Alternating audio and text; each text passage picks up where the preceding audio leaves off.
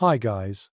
Tonight we step together into the frozen dusk, when the last streaks of daylight are already sinking behind ridges of stone, and your breath fogs with every exhale.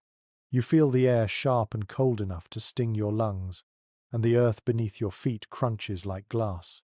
The world outside is not gentle, it is winter at its harshest, when every creature struggles to survive the night.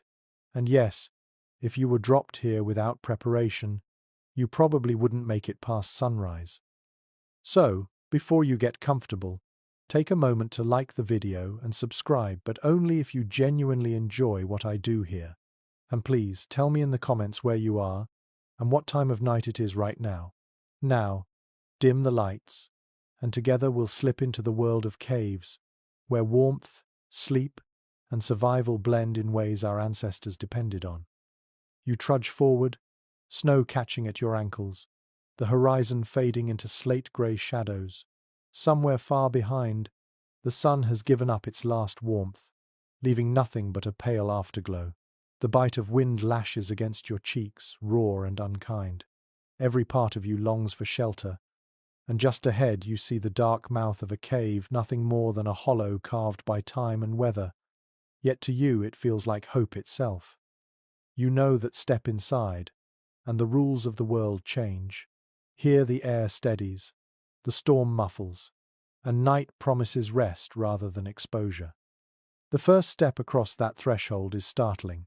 One moment your ears are ringing with gusts, the next, silence descends. You smell damp stone, tinged with minerals and a faint, earthy musk that seeps from the ground itself. The cold is still there, of course, but softened, gentler, as if stone holds the air close. In fact, geologists have noted that caves maintain steadier temperatures than the surface, often hovering near the mean annual temperature of the region. It means that even in the depths of glacial winters, the cave doesn't swing as wildly as the blizzards outside.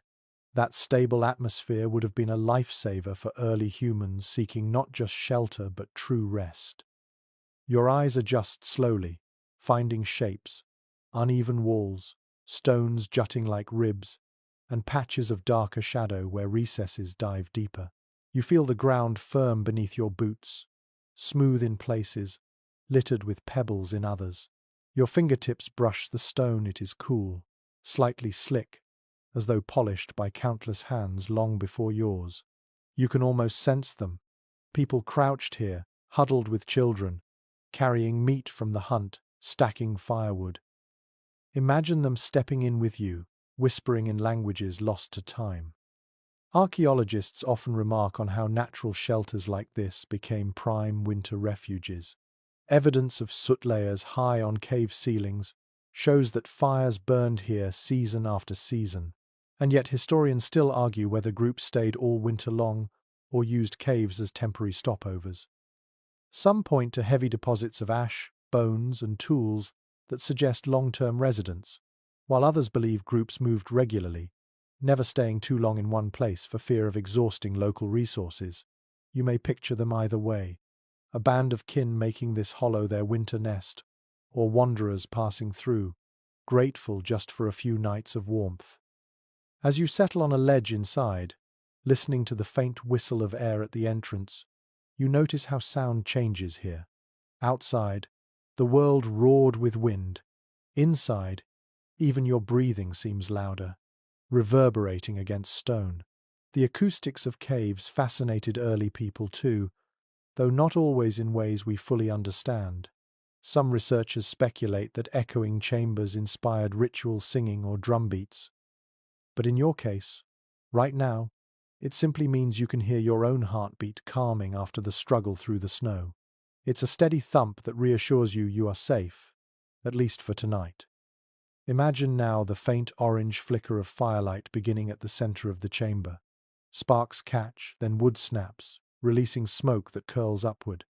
The warmth radiates unevenly, reaching your shins first, then slowly brushing your face. The smell of charred resin fills the air, sharp yet comforting. Fire means more than heat, it is the line between life and death, the reason you can stretch out, sigh, and drift towards sleep without fear of freezing. It is also, quite literally, a clock. Without modern timekeeping, the fire's glow marked the hours. Brighter flames meant evening chatter, dwindling embers meant sleep was near. But before you lie down, you think of what cushions the ground. Stone is unyielding, its chill creeping into bones.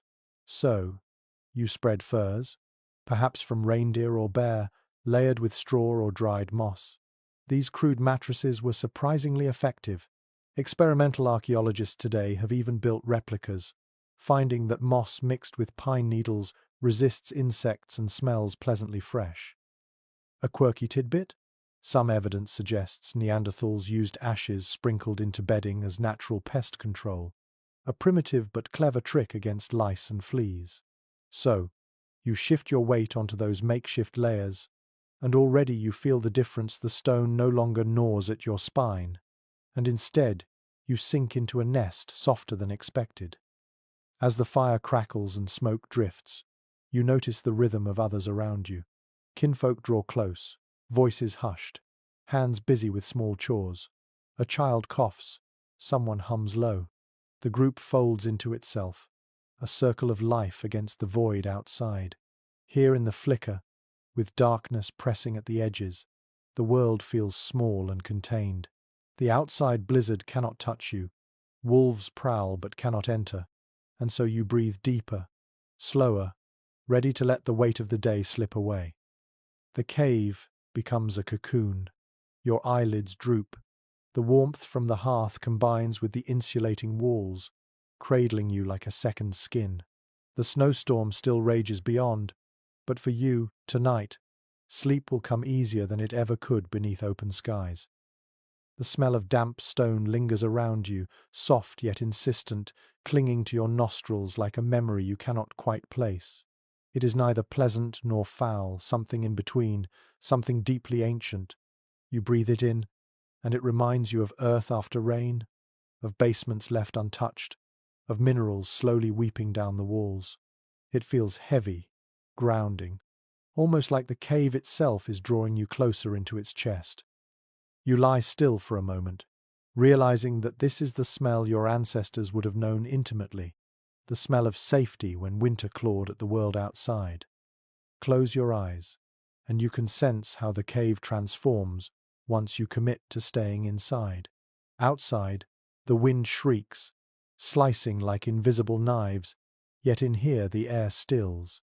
There is cold, of course, but it is stable, less biting, more a cool embrace that does not change hour by hour. Modern scientists explain this phenomenon with simple physics.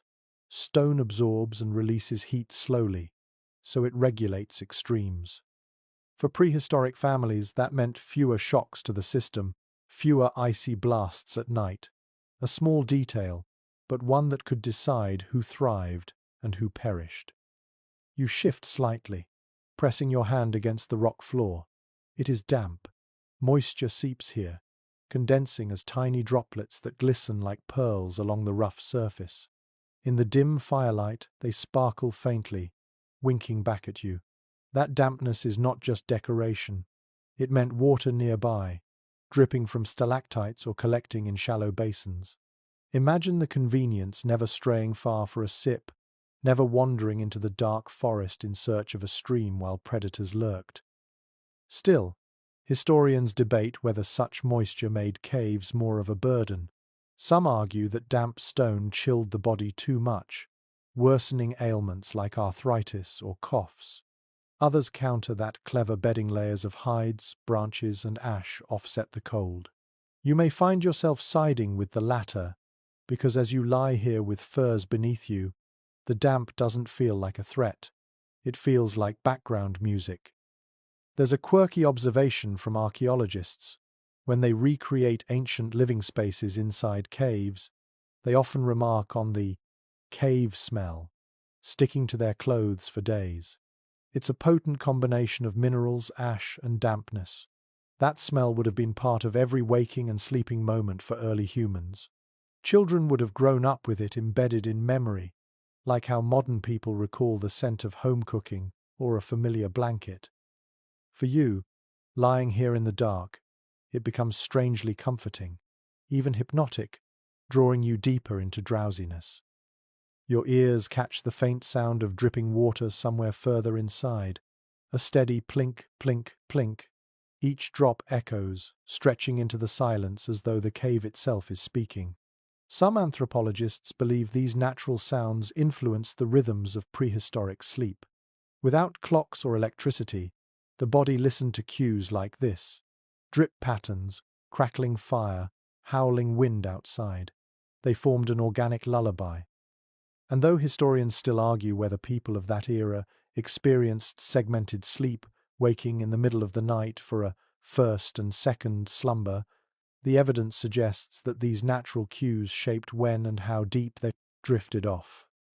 You inhale again, and this time the smell shifts.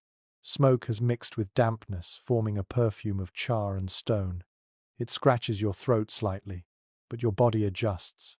There is a peculiar trick the cave plays on smoke. Instead of dissipating quickly like outdoors, it lingers, curling and thickening, staining ceilings black. Archaeologists often point to those soot marks as fingerprints of long occupation. They are history written in ash. The downside? Smoke-irritated eyes, lungs, and sleep. Yet somehow, bodies adapted. You may feel the sting, but you also recognize that for early humans, smoky air signaled warmth and community. It was worth the price of a tickle in the throat. The air is not stagnant, though. Even as smoke drifts upward, faint currents circulate. At the cave entrance, icy wind still pushes in, colliding with warmer air from the fire. This mingling creates a strange draft. You feel it sweep across your skin, cool but refreshing. You tug a hide closer to your shoulders, shivering lightly, yet it feels good to notice the contrast. Sleep, after all, often comes easiest when the air is cooler, when blankets trap heat against the body. Modern sleep science echoes this. Humans rest best in slightly cool conditions, not stifling ones. Perhaps our ancestors already knew this by instinct, arranging fires so they did not overheat the chamber, but kept it just cool enough for rest.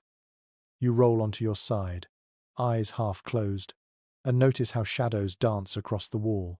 The uneven stone makes shapes, one moment a bison's head, another moment the curve of a human face. Those shapes would not go unnoticed by early humans either.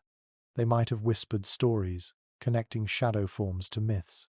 Imagine a child pointing to the wall, saying they see a bear, and the group weaving a tale that drifts into the night. The cave becomes more than shelter, it becomes theatre. Your dreams, when they arrive, will carry pieces of those shifting silhouettes.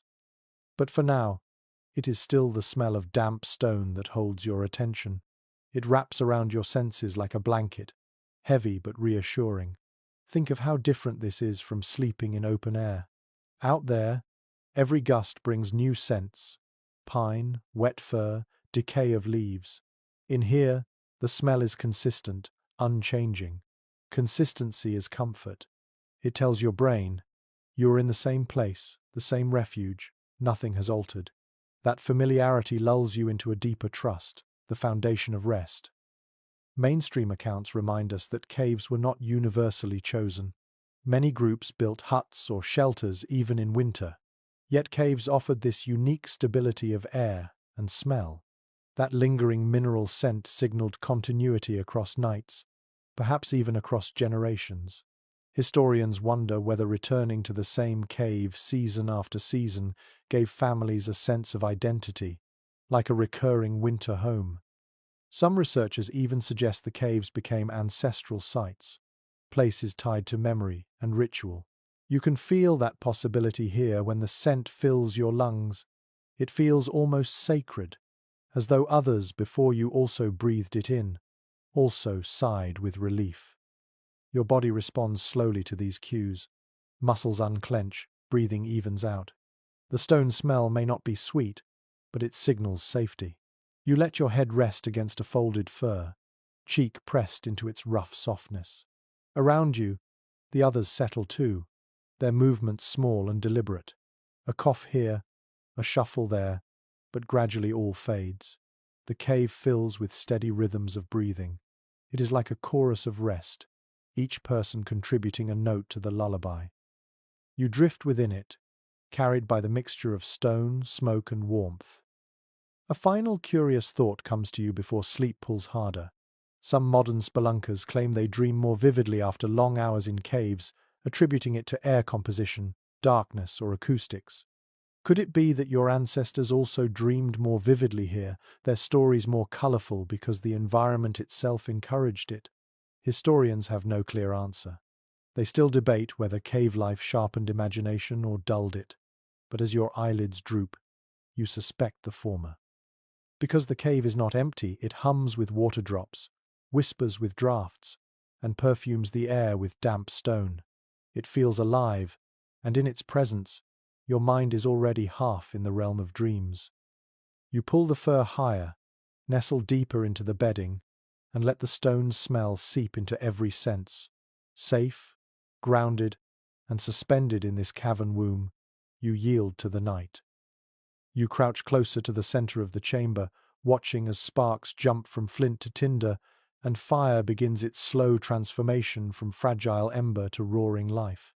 Your hands ache from the cold, knuckles stiff, but you strike again and again, determined to coax warmth out of stone. At last the tinder smoulders, a thin thread of smoke rises, and then like magic the first flame appears. It dances with nervous energy, eager and unstable, until you feed it twigs and resin. Soon, a steady blaze licks the darkness away. Most archaeological evidence suggests that the mastery of fire was humanity's great turning point. For survival in freezing winters, nothing rivaled the hearth. It provided heat for the body, protection from predators, and even a psychological calmness that soothed restless nights. Without it, no amount of furs or caves could keep you alive through bitter months. Fire was more than survival, it was transformation. It reshaped sleep, allowing people to drift off without constant shivers or dread of frostbite. Your senses flood with the smell of burning wood, sharp, sweet, and smoky all at once. It fills the cave with both comfort and hazard. The ceiling begins to darken, faint streaks of soot collecting like shadows that will last for centuries. Archaeologists who excavate caves today still trace these black stains, recognizing them as signatures of long nights exactly like the one you are imagining now. They speak of continuity, countless generations huddled around similar fires, listening to the same crackle, staring at the same shifting glow. A curious little finding is that ancient hearths often contain not only wood ash but crushed bones. Some scientists believe bone was used as supplementary fuel when wood was scarce, producing a hotter and longer-lasting flame. Imagine the sharp smell of burning marrow filling the chamber acrid. Yes, but essential when survival outweighed delicacy. It's an odd thought, isn't it? A fire built partly on the remains of yesterday's feast, keeping you alive as you drift into sleep. As you extend your hands toward the blaze, heat seeps slowly into your fingers, thawing the ache. The warmth spreads across your chest, and you feel your breathing deepen, slower and steadier. It is remarkable how much the human body responds to firelight. Even today, researchers note that staring at flames lowers heart rate, easing anxiety. You sense that same ancient relaxation creeping in, the way your ancestors must have leaned back, eyes half closed, lulled by the gentle rhythm of flickering light. Of course, fire is not without risk. The cave mouth draws in wind, which occasionally sends sparks flying dangerously close to hides and hair. Children are hushed, reminded not to play too near. Adults keep a cautious eye on the embers, knowing a stray flame could undo all safety. Specialists remain split on how early humans managed these hazards. Some propose that careful hearth designs, stone circles, hollowed pits kept flames under control. Others think fire was more chaotic, requiring constant vigilance. You might lean toward the second, since you can feel the tension even as you relax, one ear always tuned for the crackle that signals trouble. But the benefits far outweighed the dangers. The fire doesn't just warm your body, it extends your day. Without it, Darkness would swallow everything the moment the sun set. With it, hours stretch longer. You can sit, talk, mend tools, tell stories, and yes, prepare for deeper sleep. Fire restructured time itself. It gave you twilight, a liminal space between day and night where the mind could wind down gradually. This transition mattered for rest, just as our modern bedtime routines matter now. The cave becomes a world of color thanks to the flames. Shadows leap and sway, painting animals across the stone walls. At one moment you see a horse galloping, at another a bear crouching. These shapes merge with memory and imagination, blending into dreams even before you close your eyes. Some anthropologists suggest that flickering firelight might have encouraged early art sparks of inspiration, quite literally carved from the dance of shadows. Whether that is true or not, you sense how the flames guide your thoughts into softer, stranger pathways, exactly the roads that lead towards sleep. The crackle of resin pops, startling but rhythmic. Occasionally, smoke curls low, making eyes water. You wipe at your lashes, and the sting reminds you how fragile comfort is. Yet even this discomfort carries reassurance. Smoke drives insects away. Ash, sprinkled over bedding, deters pests. Fire guards in more ways than one. A modern quirk of anthropology notes that sleeping near smoke also reduced parasite loads, keeping families healthier in the long run. So even as you cough softly into your sleeve, you realize the irritation comes with hidden benefits. Meanwhile, outside, the blizzard rages unseen. Wolves prowl, noses catching scents of roasting meat scraps tossed into the flames. But none dare enter. The line of firelight is like an invisible barrier. You feel secure, even smug, knowing that predators who could tear you apart hesitate at the very edge of this circle.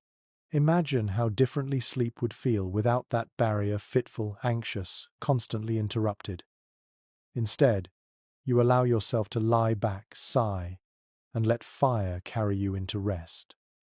The debate continues among researchers about whether firelight truly altered circadian rhythms.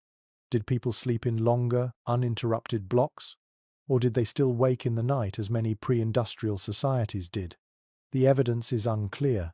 Some experiments with modern volunteers in firelit settings suggest that people relax into segmented sleep, waking for an hour in the middle of the night before returning to slumber. Others insist fire allowed deeper, continuous rest. You may not know the answer, but lying here now, you can feel how the flame reshapes your sense of time. It bends night into something gentler, less absolute. Your companions settle in around the hearth. Some curl up close, furs wrapped tight, while others take positions against the wall. You notice how everyone faces inward, toward the blaze, as though fire itself is a companion. This instinct survives even today. How often do we arrange ourselves around campfires, televisions, or glowing screens? The circle is the same, the pull of light unchanging. Fire has always been the axis of our rest. Your eyes half close as you follow the fire's rhythm. It flares, it calms, it sighs. You match your breathing to its rise and fall, a subconscious synchronization. The cave fills with a golden pulse, a heartbeat of warmth. It is both fragile and eternal, small enough to vanish with a gust, yet old enough to have carried your kind across millennia. In this moment, as flames paint your skin and smoke perfumes your hair, you understand why early people might have considered fire a spirit, alive and watching. To them it wasn't just heat, it was company, guardian, teacher. Perhaps they whispered thanks before drifting to sleep, offering scraps of food into the blaze as though feeding a guest. Imagine those murmured rituals blending with crackling wood, fading into silence as eyelids drooped. You lie down now, the warmth lingering even as you turn away. Fire continues behind you, steady and loyal. Its glow softens the cave's dampness. Its scent mingles with mineral air. Its presence assures you that night is safe enough for dreams. Without it, the cave would be unbearable. With it, you are lulled into calm. The flames hiss softly as resin bubbles, a final lullaby. Your eyes close fully, and your last thought before surrendering to rest is simple gratitude for fire, for stone, for the chance to sleep through one more winter night. You ease your body down upon the ground, still warm from the fire's glow, and take note of what cushions you. The cave floor is mercilessly hard, uneven in some places, slick in others, but clever hands have softened it with layers of bedding. Hides, straw, dried moss, and branches form a makeshift mattress. You sink into it with relief, realizing that someone thought ahead, gathering what little comfort nature allowed. Without such layers, sleep would be broken by aching bones and constant shivers. It is widely accepted among researchers that bedding materials were a crucial innovation for early humans. Archaeological digs in places like South Africa and France have revealed compacted layers of plant matter, ashes, and animal hides, clear evidence of deliberate construction of sleeping surfaces. These were not random piles, they were carefully arranged to provide insulation, repel insects, and protect from damp stone. In essence, your ancestors created the world's first beds, and they did so with surprising ingenuity. Your fingertips trail across the fur beneath you. It is coarse, thick, still carrying the faint musk of the animal it once belonged to. Perhaps it came from a reindeer, its hide valued for warmth. Or maybe from a cave bear, hunted with danger and triumph. The scent is wild, earthy, but also reassuring. Wrapped in these hides, you feel closer to the life you depend on, even as you rest. They remind you that sleep and survival are stitched together by the same thread, the creatures outside who sustain your family. Among the stranger traces discovered in caves are remains of bedding sprinkled with ash. Ash, it seems, was not just waste. It served as a natural repellent against lice, fleas, and other pests that could make nights unbearable. Imagine sprinkling fine grey powder over your mattress, not to make it prettier, but to keep small biting intruders at bay. It is such an unexpected yet practical detail, a reminder that comfort often grew out of necessity. Tonight, as you settle deeper into your bedding, you can almost feel that thin layer of ash beneath, a quiet protector against unseen nuisances. The fire casts its glow across the bedding, highlighting the soft pile of furs and the glint of straw. You notice how the materials form layers, one upon another, a primitive kind of architecture. Some archaeologists maintain that these layered constructions reveal a surprising level of planning. They suggest that families returned to the same sleeping spots night after night, rebuilding their nests, maintaining them, even improving them over time. Others argue these beds were temporary, built only for a few nights before moving on. Interpretations differ when it comes to how permanent these arrangements were, but one thing is clear: comfort mattered. Even in the harshest winters, people wanted more than survival, they wanted rest that restored them. You imagine yourself lying on bare stone for comparison. The thought alone makes your back ache. Stone would leach heat mercilessly, chilling muscles, numbing joints. But with furs beneath you, that cold is blocked. Instead, you feel warmth radiating up from your own body, trapped and reflected back by the hides. The straw adds resilience, springing lightly beneath your weight, keeping your body elevated just enough from the damp. Moss adds softness, its faint pine-like fragrance mingling with the smoky air. Together, these layers form a cradle, a cocoon against winter's cruelty. Close your eyes, and you hear the subtle creak of straw shifting as someone beside you moves. It is a gentle sound, oddly soothing, like the rustle of dry grass in summer. The bedding is alive with texture and sound, part of the cave's lullaby. Even as children squirm and adults stretch weary limbs, the nest holds everyone, absorbing movements into its embrace. The bedding is communal, not individual. You do not claim a personal mattress, you share in one great nest, bound together by closeness. An unusual observation from modern experiments is that such bedding materials also affected air quality. When straw and herbs burned or decayed slightly, they released compounds that could cleanse bacteria from the air. In a confined cave, this might have reduced illness. Think of it, Not only did moss soften your bed, it may have purified the space where you slept. Tonight, with your cheek pressed against fur, you can almost convince yourself the faint, sharp tang in the air is medicine itself. You roll slightly to your side, pressing your body against the warmth of another. Sleeping in groups was not optional. It was survival. Shared bedding meant shared heat, each body contributing to a pool of warmth that made the difference between life and death. The hides draped across multiple figures, cocooning them all, turning a handful of humans into one large breathing organism. Each exhale softened the air. Each heartbeat contributed to a rhythm. You feel it now, your body no longer isolated, but part of a greater whole. Debates persist among experts about whether such close sleeping fostered deeper intimacy or constant tension. Some argue it encouraged bonds, trust, and even synchronized sleep patterns. Others suggest quarrels, discomfort, and lack of privacy plagued nightly rest. As you listen to the faint sighs and snores around you, you can imagine both sides being true. Perhaps there were nights when warmth outweighed irritation, and nights when elbows dug into ribs and tempers frayed. But in this moment, with cold pressing outside and fire glowing within, you sense closeness as comfort. Your hand brushes against straw again, and you realize how little separated you from the earth. Just a thin layer of plant matter, some hides, and then rock. And yet, that little bit of innovation was monumental. It is easy now to overlook such simple inventions, but bedding was as revolutionary as fire in shaping human rest. It allowed the body to heal better, to fight illness, to rise stronger for the next hunt. This is no luxury, it is survival disguised as comfort. Imagine children curled against their parents, furs pulled over small heads. Their breaths puff in rhythm, soft and even. Mothers hum low, not quite lullabies, but murmurs of reassurance.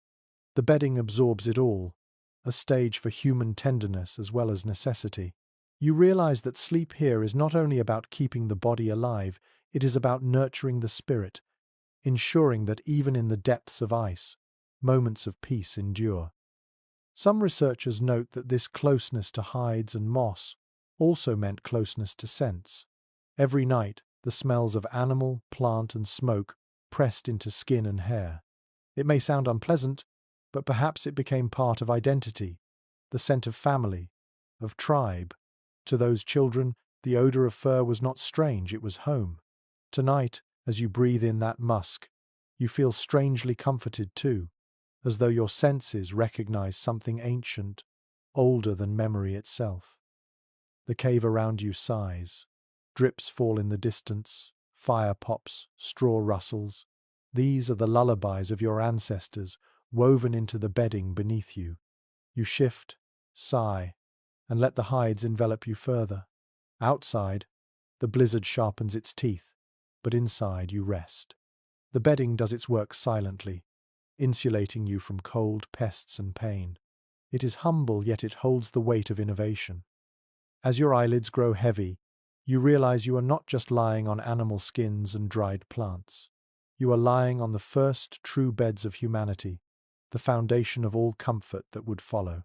From these crude nests sprung mattresses, quilts, and pillows centuries later, but none of those modern luxuries matter right now.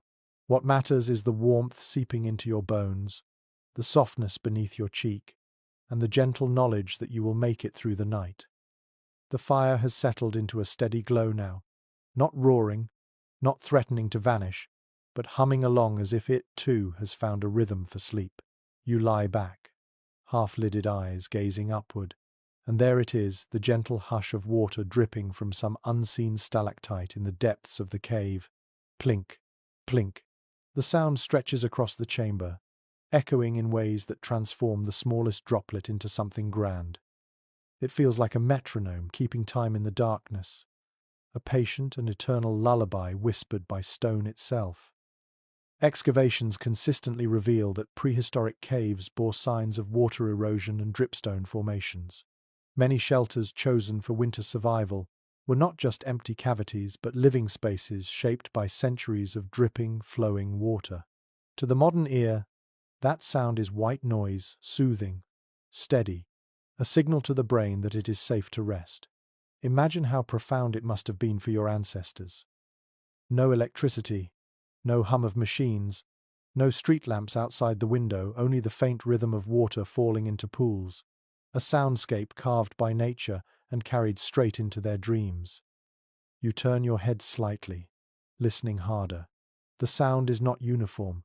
Some droplets are quick, striking with a sharper tone, others slower, rounder, a deeper splash. Each variation becomes a note in the cave's hidden music. Children curled under furs may have fallen asleep faster because of it. Mothers nursing infants may have timed their breathing to those drops. And elders, eyes half shut, might have woven myths about spirits whispering in each plink. An unusual observation from speleologists, the scientists who study caves, is that dripping water can alter its pitch depending on the size of the cavity it falls into. Small puddles produce high, tinkling notes, while deeper pools echo lower, resonant tones. In a sense, the cave played its own organ each night, an instrument that required no hands, only time and gravity. You can almost hear it now, shifting from treble to bass, weaving a natural lullaby across the chamber. The scholarly community is divided over how early humans perceived these sounds. Some anthropologists suggest the echoes were unsettling, even frightening, making caves seem haunted. Others argue that people embraced the noise, interpreting it as protective spirits or ancestral voices keeping watch. You, lying here with your cheek against fur and eyes half closed, feel it as comfort. Each drip marks the passage of time, not threatening but reassuring. It says, "The cave is alive, but it means you no harm." Your nose catches another layer of scent, now damp air stirred by droplets striking stone. It carries the faintest mineral tang, sharp like iron, yet refreshing. The smell mixes with smoke, hides, and moss to create a cocktail of earthbound aromas. Oddly enough, it is not suffocating. Instead, it is grounding, tethering you to the present moment. You think of modern sound machines that mimic rain or waterfalls, sold to help restless people sleep. Your ancestors had the original version, right here, free and endless. Some researchers believe this acoustic environment contributed to deeper sleep cycles. The steady rhythm may have lulled bodies into slower heart rates and longer breaths, much like a lullaby does for infants. The theory has its detractors. Of course, others claim the irregularity of drips could just as easily wake people. Still, when you let yourself imagine lying here night after night, the pattern becomes hypnotic. Your mind begins to sync with it, your thoughts spacing out like the drops themselves. There is a quirky little detail uncovered at certain sites. Dripstone formations near bedding areas often bore small indentations where people may have collected water in skins or gourds. It seems that not only did they listen to the water, they lived by it. A drip might lull you to sleep while also filling tomorrow's supply of drinking water, dual purpose, practical and poetic. Tonight, as you listen, you imagine a gourd catching those plinks, a steady resource gifted by the cave's own heartbeat. The drip echoes further into the chamber, mixing with the crackle of embers. Together they create layers of soundfire's warmth in one ear, water's patience in the other. You realize how balanced it feels. Flame and drip, heat and cool, light and dark. Each sense is attended to, each need mirrored. The cave provides not just walls but a symphony. Sleep doesn't creep in through silence, it flows in through harmony. You shift on your bedding, noticing how every movement carries into the quiet. A rustle of straw, a sigh from someone nearby, all swallowed into the greater resonance. The dripping water becomes a backdrop, masking small disturbances, smoothing rough edges. It is like the hum of traffic lulling modern sleepers, only purer, untouched by human machines. Perhaps this was one of nature's gifts, sound designed not to distract but to cradle. Some elders, you imagine, might have told children that the droplets were messages from the spirit world, each plink a word, each echo a reminder that ancestors lingered. In fact, some scholars argue that caves themselves were viewed as liminal spaces, the thresholds between the living world and the underworld. If so, then these water sounds would have deepened that mystique. Yet even if interpreted as otherworldly, they weren't always feared. Instead, they could be reminders of protection, of unseen presences keeping watch while the family slept. Your eyes droop as you follow the rhythm. You don't count the drops, they count you, marking your slow surrender into rest. Every plink is a nudge downward, every echo a hand guiding you deeper. You let it happen, no resistance, just trust. Before you drift fully, you remember a modern experiment where volunteers slept inside caves for weeks without clocks or sunlight. Many of them reported unusual dreams, vivid and immersive, often tied to the sound of dripping water. One volunteer even claimed they felt the cave was breathing with them. Whether that was real or imagined, you can sympathize. Right now, the cave feels alive. Its drips a pulse in your ears, synchronizing with your chest. Outside, the storm howls, but you barely notice. Wolves, snow, cold, they are muffled into nothingness. Inside, only fire and water remain, ancient opposites blending into one gentle song. You curl closer into your bedding, body loose, mind softened, and accept the lullaby. You may not know if this is superstition or science, comfort or coincidence, but tonight, the dripping water belongs to you. It will carry you into dreams as faithfully as it has carried countless generations before. Smoke curls upward in lazy spirals, finding its way to the roof of the cave, where soot marks spread like dark wings. You watch the fire's breath stretch higher, thinning as it climbs, and then pooling in a heavy haze near the ceiling. It clings there, stubborn, only escaping through cracks and fissures invisible in the shadows. Your lungs catch slightly with each inhale, but you've already learned to live with it. This is the price of warmth and safety, air that scratches at the throat, eyes that water, yet bodies that survive. Most archaeologists agree that soot deposits are among the clearest signs of long-term cave habitation. When excavators tilt their lights toward ceilings, the blackened crust tells its own story. Years upon years of hearths burning in the same spots. Families, seasons, generations, layer after layer of smoke, sealed into stone like an archive. To the untrained eye, it looks like nothing more than dirt. But to experts, it's a diary written in charcoal, proof that people found this air breathable enough to endure, even when it wasn't exactly pleasant. You cough lightly, but then chuckle at the thought. Even discomforts can feel comforting when they are familiar. The sting of smoke in your eyes is shared by everyone around you, grandparents, children, hunters returned from the chase. It is communal irritation, softened by laughter and habit, a modern oddity. Researchers who replicated cave living in controlled settings reported that some volunteers claimed to miss the smoke after leaving. They described it as part of the cave's personality, a smell that became inseparable from memory. Tonight, you can understand that strange affection. Archaeologists continue to debate how ancient people managed ventilation. Some propose they built small fires near cave mouths, letting drafts carry smoke outward. Others insist larger hearths were placed deeper inside, smoke pooling, until winds eventually dragged it out. Neither explanation fully satisfies. You sit in the haze and realize both might be true solutions, shifting with cave design, weather, or simple necessity. What matters isn't perfection but survival. Breathing a little smoke was better than freezing to death outside. Still, the body adapted in clever ways. You notice how those around you stay low, close to the floor where air is clearer. Infants rest in hollows lined with hides, where smoke has thinned. Adults crouch, never standing fully upright unless necessary. It becomes instinct, a posture born of survival. You too are just lying lower, drawing each breath carefully, savoring the difference between fresh air near the ground and the heavier layer above. One odd but delightful detail unearthed in some caves: stalactites coated with soot, darkened permanently by smoke that brushed them nightly. Imagine the cave itself slowly transformed by each exhale of fire. What once was pale limestone became painted black, a collaboration between humans and stone. Even thousands of years later, those formations still carry the memory of smoke. You gaze upward and picture that transformation happening here, even as you lie beneath it.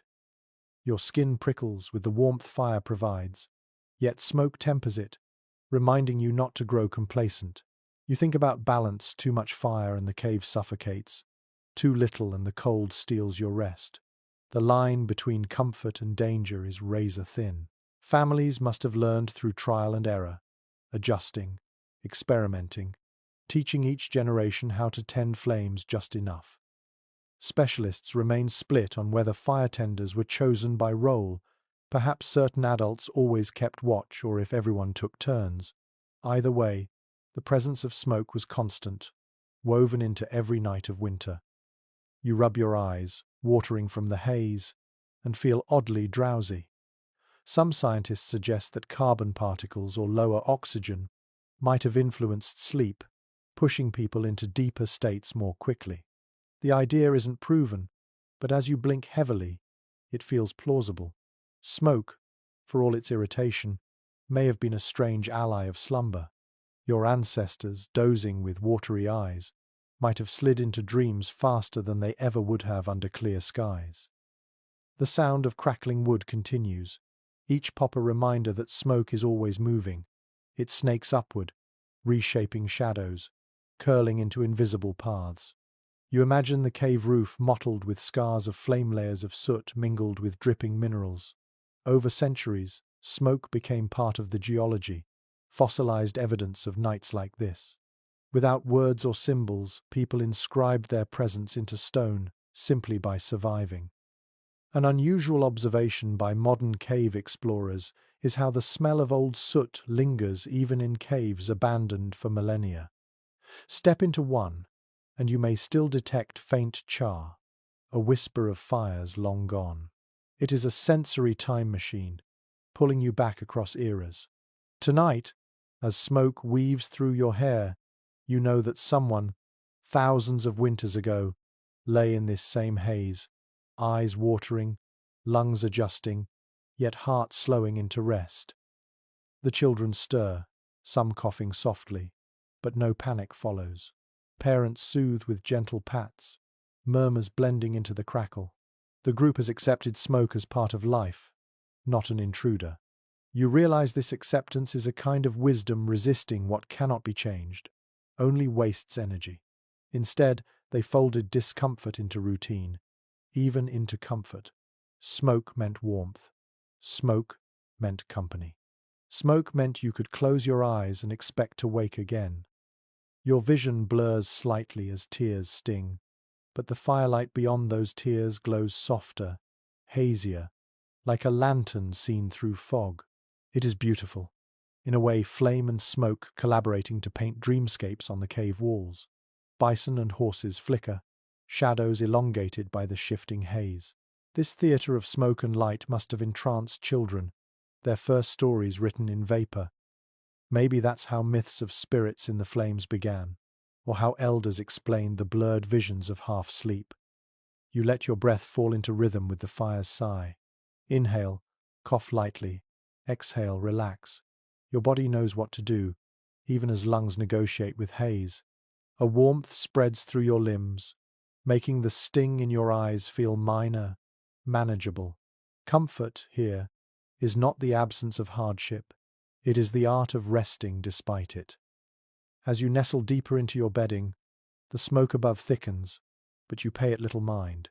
You know it will find its way out eventually, slipping through cracks and mingling with storm winds.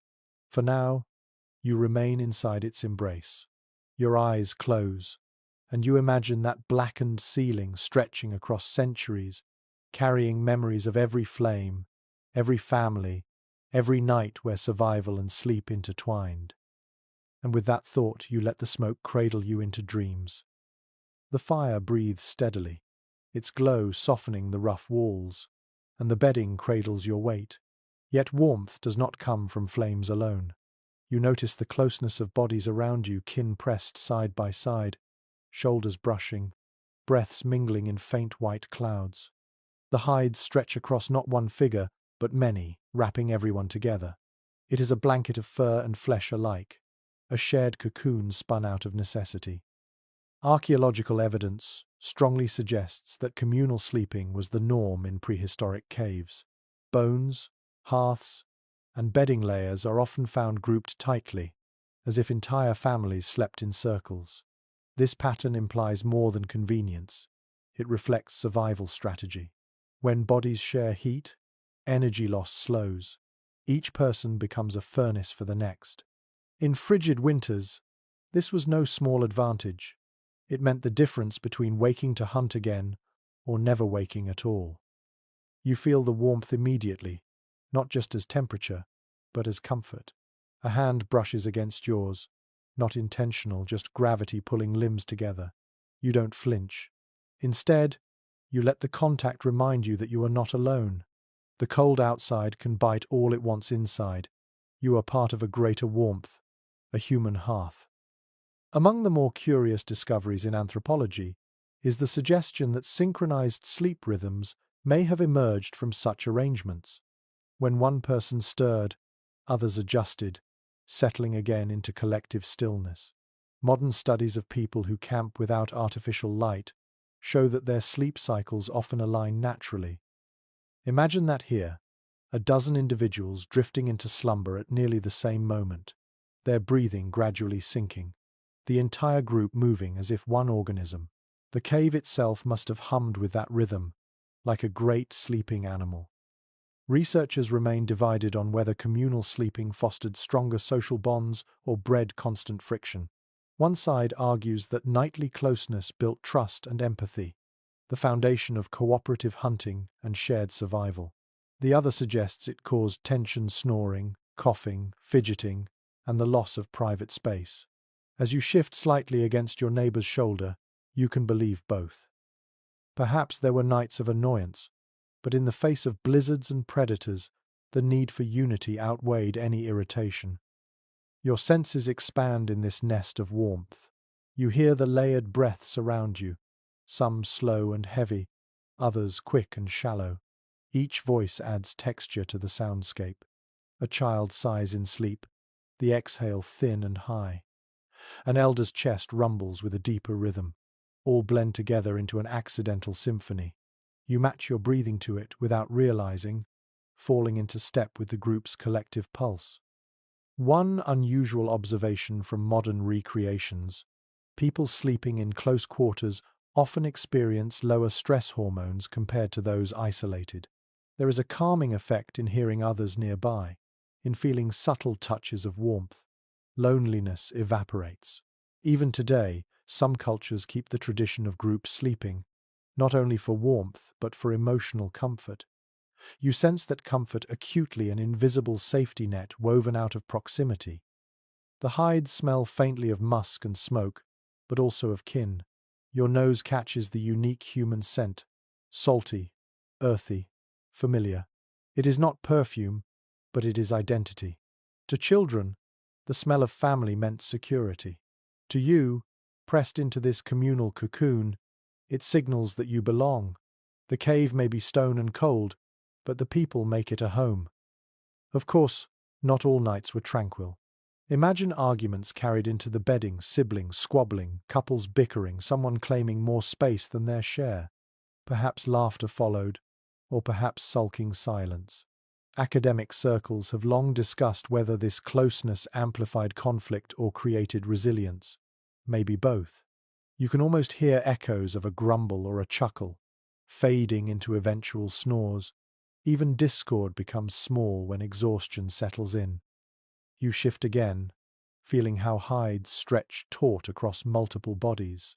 It is not like your modern blanket, tailored to one sleeper. Here, coverings belong to everyone. If one tugs, the others adjust. The fabric of rest is literally shared. This requires cooperation even in unconsciousness. That lesson, subtle yet profound, shaped human culture. To rest well, you had to yield a little comfort for the group. Tonight, you give up a corner of hide, and in return, someone else's warmth shields your spine. The fire pops, sending sparks briefly skyward, and heads stir reflexively. No one rises. The danger is minimal, and trust carries the group. You think about how these reflexive checks, glances, murmurs reinforce safety. Someone is always close enough to wake if needed. You are never unguarded, not in such intimacy. Predators may roam outside, but inside, human warmth is both armor and reassurance. You close your eyes, letting yourself melt deeper into this pile of humanity. Each movement is absorbed by the whole, your weight carried by more than just bedding. It is carried by trust.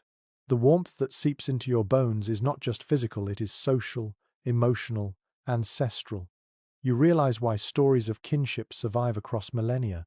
In the harshest winters, family was not just important, it was the only true shield against death. One odd but telling detail emerges in modern anthropological surveys. People who share sleep environments often recall more dreams than those who sleep alone. Some suggest it's because small disturbances wake them during lighter stages of sleep. If that were true for your ancestors, then communal living didn't just protect them physically, it enriched their dream lives. Perhaps dreams became shared stories, retold by firelight the next day, weaving collective mythologies. You smile faintly, realizing even dreams were communal property here. The storm outside rages on, unseen, unheard. Its power has no sway over you tonight. Instead, you are wrapped in warmth, carried by breaths, lulled by presence. You let the sensation wash through you, the brush of another's elbow, the rhythm of synchronized lungs, the muffled cough in the distance. These are not annoyances, they are proof that you are not alone, that you belong to a circle of life enduring the ice. Your body loosens, muscles unclenching, heart slowing. You surrender not just to sleep, but to the group's collective slumber. Your eyelids droop, heavy, as warmth and sound blur into one steady current. Outside, wolves pace. Inside, you dream. The warmth of bodies fades into the hush of awareness. Your eyes, half closed, drift toward the entrance of the cave. Beyond the glow of firelight lies only blackness, pierced occasionally by the silver shimmer of snow swirling under the moon. The world outside is alive with movement, though you cannot see it clearly. You sense it, the shifting of paws across ice, the low snarl of hunger carried on the wind. Wolves, maybe a lynx, perhaps even a great bear, restless in winter's depth. It is widely accepted among archaeologists that caves were chosen as shelters not only for their insulation but also for their defensive position. A narrow mouth of stone could act like a fortress with just one point of entry to guard. When predators prowled in the dark, the cave became a shield. Yet this sense of safety was always tinged with caution. A family might huddle in warmth, but ears remained tuned to the outside world. Each howl in the distance was both a warning and a reassurance. Wolves are near, yes, but they are not inside. You lie still, listening. The wind carries sounds unevenly, bending them until they seem closer or farther than they truly are. A howl arcs across the night, beginning low, then rising to a high, lonely pitch. A shiver runs through your spine, even though the wolves cannot reach you. Somewhere, a child stirs at the sound, pulling tighter beneath a hide. The cave walls amplify the outside noises, as though reminding you, danger lingers just beyond your walls. Among the more curious notes from ethnographers is that many hunter-gatherer groups into modern times created bedtime stories about predators. These tales were both warnings and comforts, designed to teach children caution but also to soothe them. You imagine an elder whispering now, "Stay close. The wolf will not cross the fire." It is a ritualized lullaby, fear softened into safety by story. Interpretations differ when it comes to whether early humans ever shared their caves with dangerous animals. Some evidence suggests bears may have denned in certain shelters before or after people, leading to potential clashes. Other scholars argue that humans carefully avoided caves with such signs. Still, bear skulls found deliberately arranged in niches hint at a relationship more complex than avoidance, perhaps reverence, perhaps fear, perhaps both. As you stare at the cave mouth, you cannot decide whether you'd welcome or dread those glowing amber eyes appearing there. A sudden gust pushes snow deeper into the opening, scattering flakes that glisten against firelight. The cold shock tightens your muscles, but no beast follows. You breathe easier, though the awareness of what lurks beyond remains. You imagine wolves circling, their paws pressing the snow flat, their noses twitching for scents of meat or smoke. They wait, patient, clever, hoping for weakness. But the barrier of stone and flame stands strong. One unusual observation from zoologists is that wolves often avoided firelight even when desperate. Their caution, inherited through generations, made them hesitate at the glowing boundary. For your ancestors, this meant a powerful advantage. Fire didn't just warm, it drew a line predators rarely dared cross. Tonight, as flames flicker near the entrance, you see how their glow becomes an invisible wall, an unspoken command. Stay away. Still, the night stretches long. You wonder what it must have felt like to sleep lightly, ears always tuned for change. Even with warmth and kin, vigilance never fully lifted. Perhaps that is why people took turns tending the hearth, because the true fear wasn't freezing, it was waking to a shadow stepping inside. Specialists remain split on whether night watches were formalized roles or simply instinctive insomnia among some members of the group. You can almost picture one person now, eyes half open, watching the cave mouth while others drift deeper into dreams. The fire cracks, briefly flaring bright, and the shadows it casts seem to leap like intruders across the stone walls. You blink and realize it is only illusion. Yet illusions themselves had power here. How many times did a half-dreaming figure believe they saw a predator in the flicker, only to sigh in relief when it vanished? Perhaps those moments seeded myths of spirits pacing at the threshold, guardians or tricksters, keeping sleepers alert. You draw your hide closer, ears still pricked for the faintest sound. Beyond the storm's howl, you think you hear crunching paws. Maybe it is only branches snapping under ice. Maybe not.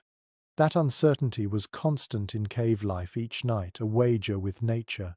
You rest anyway, because rest is not optional. It is an act of faith, trusting that stone and fire will hold. An odd but poignant discovery at some European sites is the presence of claw marks etched into walls. Some are shallow scratches from humans shaping tools, but others are deeper, older marks of cave bears or big cats long before people settled here. Imagine lying in the dark, eyes drawn to those scars, wondering what beast once prowled this same chamber. They are reminders that safety is relative, that caves are borrowed homes in a world of competitors. And yet, despite the danger, you feel gratitude. Outside, predators own the night. Inside, you sleep. You surrender to drowsiness, knowing that stone wraps you, that fire warns intruders, that kin breathe beside you. The world beyond the entrance may be filled with hungry eyes, but tonight those eyes cannot touch you. The wolves will circle, the snow will fall, the wind will gnash its icy teeth, but here, in your hollow of stone, you are wrapped in warmth, in trust, in the fragile but stubborn gift of rest. You allow yourself to close your eyes, knowing danger will wait until morning, and by then, you will be ready. The fire softens, glowing like a tired heart, and the cave is steeped in shadows that stretch and sway across the stone. You lie back, lids heavy, and begin to notice how those flickering shapes become stories all their own. The bison etched on the wall seems to stir, head lowering as if grazing. A jagged crack in the rock morphs into a hunter's spear. Even the curves of the ceiling mimic the swell of mountains outside. It is not stillness, you see, but a moving theatre, an endless play of light and stone. Excavations at Paleolithic sites show evidence of deliberate use of fire near painted surfaces, suggesting that early artists may have understood how flicker transformed their work. It is widely accepted among researchers that shadows gave the art motion, breathing life into static figures. Children lying on bedding would have seen not just ochre lines but herds running, predators stalking, spirits leaping. Sleep came not in silence but through immersion in this visual dreamscape. You blink slowly, mesmerized. The shadows lengthen, shorten, ripple. Your mind begins to play tricks, turning the randomness of light into coherent patterns. A horse gallops. A bird spreads its wings. Perhaps this was humanity's first cinema. Stories performed by flame long before words etched them. It is hypnotic, this unintentional show. You understand how imagination and sleep blurred together in these spaces. A curious little finding from cave excavations: soot, stained bones with sharpened ends, possibly used as primitive lamps. Researchers believe these bones were filled with fat and lit, casting longer, steadier glows against walls. That extended the shadow play, creating slower, more deliberate dances of light. Imagine lying here, eyes drifting shut, watching a lamp-fed shadow stretch across the ceiling like a migrating bird. Even dreams might begin with those illusions, carried forward into the night. Interpretations differ when it comes to whether these shapes inspired myths or merely entertained restless minds. Some scholars suggest the shadow shows birthed ritual spirits of animals returning through art, guiding hunters in dreams. Others argue it was simpler, a distraction that soothed children and calmed nerves before rest. Neither explanation is certain, yet as you watch shapes stretch and flicker, you realize it doesn't matter. Whether divine or mundane, the result is the same: peace, fascination, the gentle surrender to drowsiness. You let your eyes wander along the jagged stone. The cracks and bulges create endless possibilities: faces, beasts, landscapes. A child whispers softly, pointing to a shadow that looks like a bear. An elder chuckles, weaving a tale about a great spirit watching from above. The story doesn't last long before the rhythm of breathing takes over, but the impression lingers. The cave itself has spoken, its voice a chorus of shadows. An unusual observation from experimental archaeology: modern people placed in firelit caves often report the same sensation: shadows shifting into recognizable shapes, even when they know it's illusion. Our brains crave patterns, finding meaning in randomness. To your ancestors, without scientific explanation, those patterns may have felt like genuine visions. Sleep must have come tinged with awe, as if the world itself leaned down to whisper before you closed your eyes. The shadows ripple across your own skin, painting you in tiger stripes of light and dark. You watch your hand turn into a claw, your outlines stretch into something monstrous. Children likely played with such shapes, their fingers creating birds, wolves, or spirits on the walls. In those playful acts, comfort grew. Fear of the dark melted into laughter, then into slumber. You can almost hear giggles echoing through the chamber, soon swallowed by yawns. Researchers remain divided on whether such nightly shadow shows were intentional or incidental. Did people build fires precisely to animate art, or was it a happy accident of survival? Specialists have yet to settle this debate, but you feel the truth lies somewhere in between. Fire was necessity, art was expression, and together they made nights magical. No one needed to plan it, shadows danced regardless, and people embraced the wonder. The fire crackles again, flaring briefly, and the shadows leap wildly, chaotic, dizzying. You catch your breath, startled, then laugh softly at your own reaction.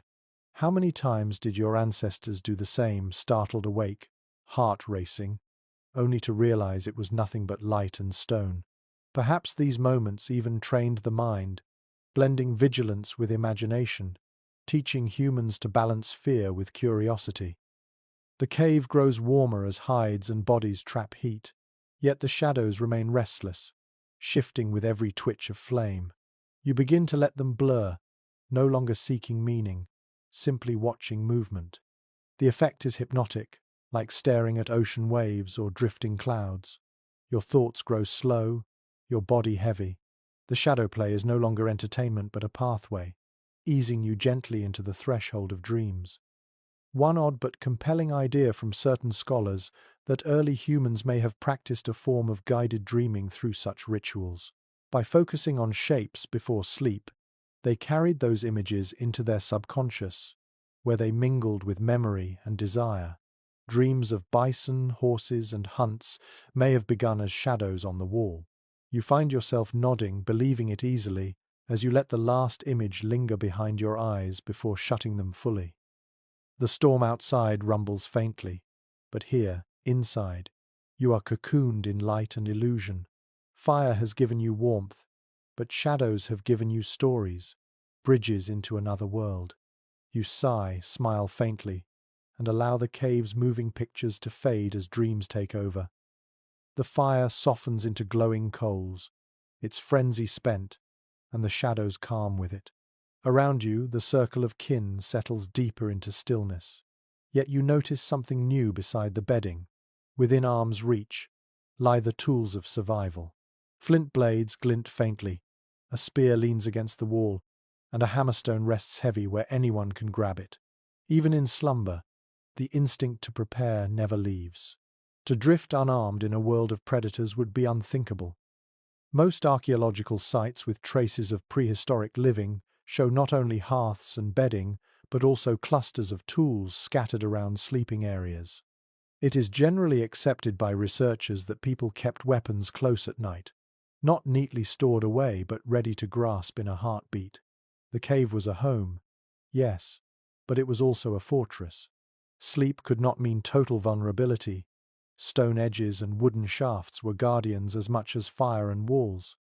You imagine the sensation, lying down with a flint knife under your palm, its edge sharp enough to slice hide or fend off a wolf. The cold stone presses into your skin, uncomfortable but comforting all the same. Like modern people locking doors or setting alarms, your ancestors relied on these tools as reassurance. Each weapon whispered silently, "Rest, I am here if danger comes." Among the more unusual findings at certain European sites are caches of tools tucked into niches near bedding areas. They weren't just scattered randomly, they were arranged, as if deliberately kept close but out of the way of sleep. One peculiar discovery even showed spear points arranged in a fan shape around a hearth, almost like a circle of silent sentinels. Was this mere convenience, or a ritual gesture? Scholars continue to debate. You can almost picture someone placing each spear deliberately before lying down, a bedtime routine as habitual as brushing teeth today. You roll slightly in your bedding, feeling the weight of a hypothetical blade at your side. The thought steadies you. Even if predators dared the fire's edge, even if another band of humans intruded, you would not be empty-handed. The flint is there, the spear is near. The tools themselves become part of your body, extensions of instinct, even while your mind drifts. Of course, not every tool was meant for violence. Some were for comfort scrapers for cleaning hides, bone awls for stitching, hammerstones for cracking marrow. Kept close, they ensured the next day's work began swiftly. Imagine waking before dawn, hunger gnawing, and reaching without thought for a scraper to finish preparing meat. Tools at the bedside meant efficiency, a rhythm of life where work and rest intertwined seamlessly. An odd but delightful observation from modern experimental archaeologists. When they attempt to live as Paleolithic people did, many report feeling strangely secure when sleeping with a stone tool nearby. Even though they know predators won't attack them in controlled environments, the sensation of holding something sharp eases their rest. Perhaps the comfort is primal, buried deep in human memory. Tonight, you feel that same ancient reassurance, your hand curled, as if gripping a blade even in sleep. Researchers remain divided on whether these tools were considered ordinary objects or imbued with symbolic power. Some argue they were mere necessities, scattered casually. Others suggest they were more than that, extensions of identity, talismans against fear. The truth likely lies in between. A knife was both tool and charm, both weapon and reassurance. Sleep, in this light, was never just physical, it was spiritual as well, an act bolstered by the presence of stone guardians. You let your gaze wander to the spear by the wall. Its shadow stretches long, doubling its size in the firelight. The shaft seems alive, a sentinel standing watch. How many generations stared at such silhouettes, trusting them as much as they trusted the fire itself? A spear was not only wood and flint, it was the embodiment of survival, the answer to hunger, the barrier against predators, the guardian of night. Its presence beside your bedding is as calming as the warmth of the fire. One peculiar detail from digs in France and Spain: some flint blades found near sleeping areas were deliberately blunted, their cutting edges worn smooth. Were these tools retired, kept as relics of hunts past? Or perhaps they were safe versions left near children, teaching them the habit of sleeping with stone without the risk of cuts. Interpretations differ, but the idea is charming that even in prehistory, children may have had practice tools, echoes of adult habits guiding them gently into tradition. The cave sighs with night sounds, the crackle of coals, the drip of water, the shifting breaths of sleepers. Yet layered beneath it is the quiet confidence of tools nearby. Your ancestors slept not in helplessness, but with stone and bone within reach. It did not erase danger, but it dulled fear enough for rest to come. You imagine waking suddenly at a noise, the snap of a branch, the growl of a beast. In that moment, your hand would already know where to reach, your body rising half from instinct, half from practice. That readiness was part of sleep itself, woven into the posture of rest. To sleep deeply meant to sleep armed, to let the mind wander while the body stayed coiled like a spring. There is a scholarly debate about whether such vigilance led to fragmented, lighter sleep among early humans. Some argue that constant readiness kept slumber shallow, reducing restorative cycles. Others counter that shared warmth, predator barriers, and tools together provided enough security for true deep sleep. Perhaps the answer is not universal but situational. Some nights heavy with exhaustion after hunts, others lighter, restless, ears tuned for danger. Tonight, you sense yourself slipping into the deeper kind, reassured by fire, kin, and the silent company of stone. Your hand curls again, this time loosely, as if embracing the idea of a tool more than the tool itself. You exhale, letting tension seep out of your shoulders. The presence of blades and spears becomes background, no longer sharp reminders of danger but part of the environment.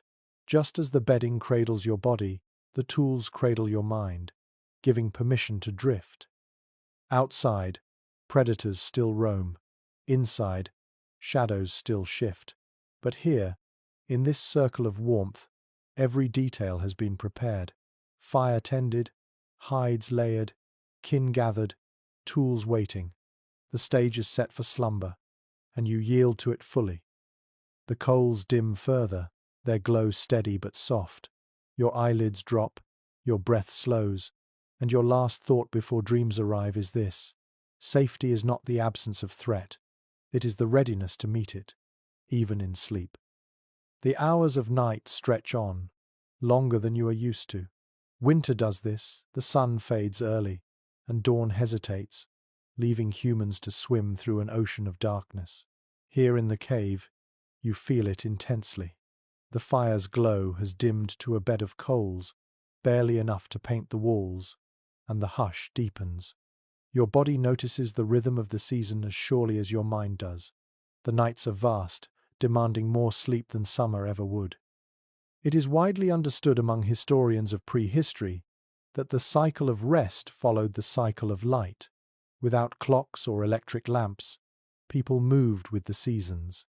Winter nights brought long hours of slumber, punctuated perhaps by waking intervals. Summer, by contrast, shortened rest, pushing people outdoors for longer hunts and harvests. This seasonal rhythm shaped not only sleep but mood, energy, and survival strategies. You stretch under the hides, aware of the weight pressing more heavily than usual. The body craves stillness in winter, a slow burn of energy to last through lean times. Even today, Modern sleep research finds that people often feel drowsier during darker months, an echo of those ancient rhythms. Your ancestors accepted it naturally. They did not fight the season. They let their bodies sink into deeper, longer slumbers, mirroring the earth itself at rest. An unusual observation by scholars studying circadian biology: some indigenous groups in polar regions today still follow a form of seasonal hibernation, spending extraordinary amounts of time in sleep or quiet rest during the depths of winter. It isn't literal hibernation, like a bear, but it is closer to it than most modern lives allow. Imagine prehistoric families adopting a similar pace, days shortened to small bursts of activity, nights elongated into restorative stillness. You, curled inside the cocoon of the cave, can feel the same pull. Archaeologists continue to discuss whether prehistoric humans segmented their sleep during these long nights. Some evidence drawn from later historical sources suggests people drifted into first sleep soon after dusk, woke for an hour or two in the middle of night, then returned for a second sleep before dawn. Others argue winter exhaustion encouraged long, uninterrupted slumber, especially when fire and bedding offered security. The debate lingers, unresolved, but both possibilities seem plausible as you lie here. Perhaps tonight will bring a single deep rest. Perhaps you will stir later, sit by the embers, then sink down again. Either way, the night grants you hours enough. The cave's air feels heavier now, cool and damp, but you are shielded. Hides and bodies conserve heat. Fire radiates a faint pulse, and your limbs sink deeper into softness. The rhythm of dripping water continues, a steady counterpoint to your heartbeat. Outside, the storm has quieted. Though the silence is deceptive, predators move silently, and snow muffles sound.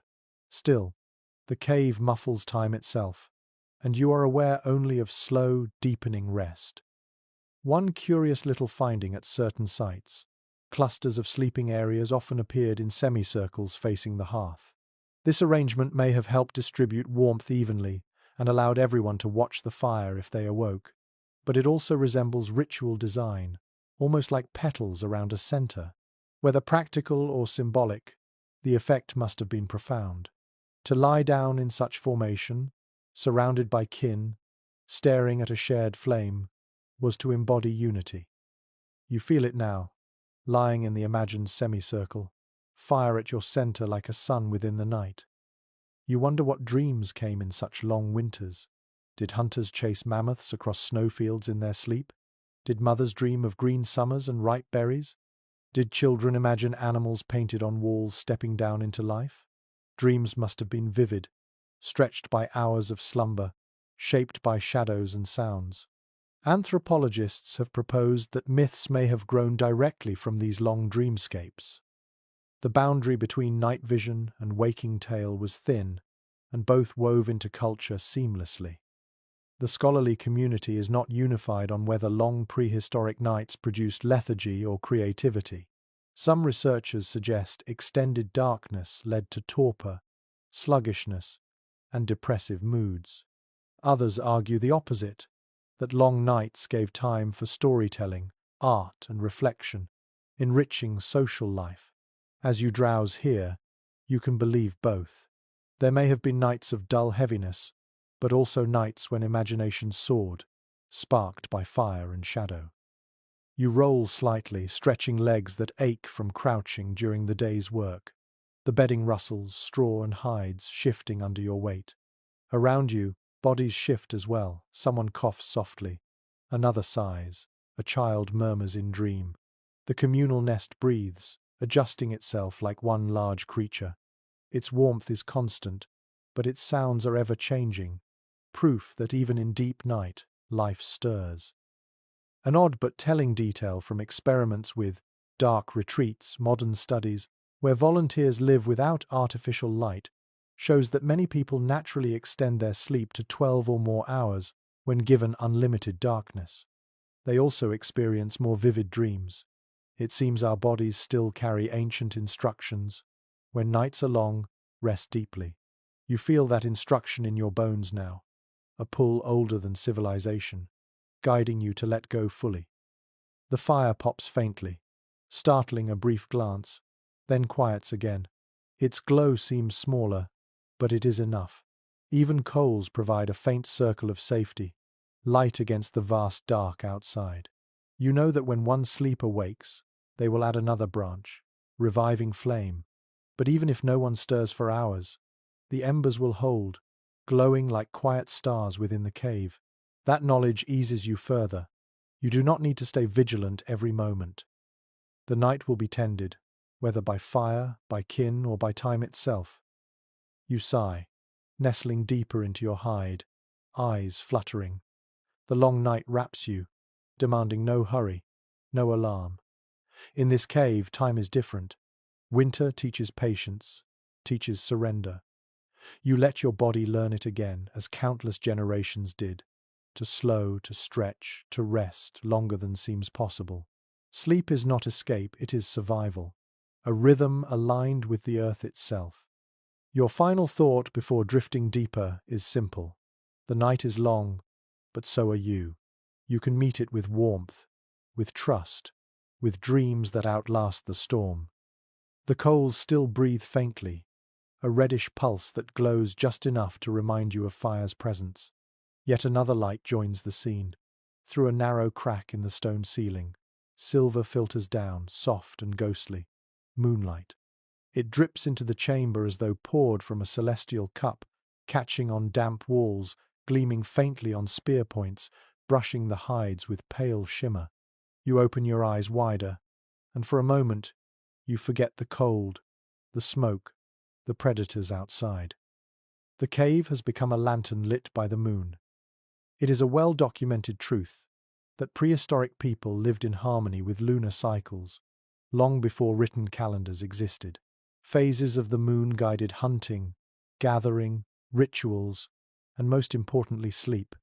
The waxing and waning silver globe offered rhythm to lives lived without clocks. Tonight, you see firsthand how moonlight seeps through the crack, marking the passage of time in a silent language. Sleep is no longer only fire's domain, it is guided by the heavens above. You let the glow wash over your face. It is cool, unlike the warmth of flames, but not unwelcome. It softens shadows instead of sharpening them, painting walls in delicate tones. The fire's orange dance becomes tempered by this pale partner.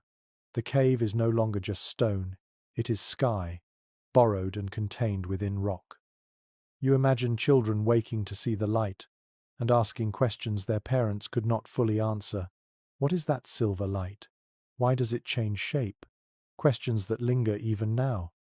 A curious little detail from archaeological sites: bones carved with notches that some researchers interpret as lunar calendars. These markings may have tracked phases, perhaps for predicting animal migrations or for timing rituals. Imagine a parent marking a piece of bone while lying awake in winter, counting nights by the moonbeam that entered their shelter. Sleep, then, was not merely drifting off. It was woven with observation, the night sky entering the mind as much as the cave air did. Scholars remain divided on whether moonlight disturbed or enhanced prehistoric slumber. Some argue that bright moons kept families awake longer, sparking stories and art under the glow. Others insist that moonlight aligned rest with natural cycles, nudging bodies into steadier rhythms. As you gaze at the pale beam painting the floor, you find yourself leaning toward both. It is both a stimulant and a lullaby, a reminder of mystery and a gentle cue to rest. The silver glow highlights the outlines of kin beside you. Their faces soften, the harsh lines of exhaustion erased by moonlight's caress. A child's cheek gleams, rounded in innocence. An elder's wrinkles blur into smooth shadows, time itself gentled by this celestial brush.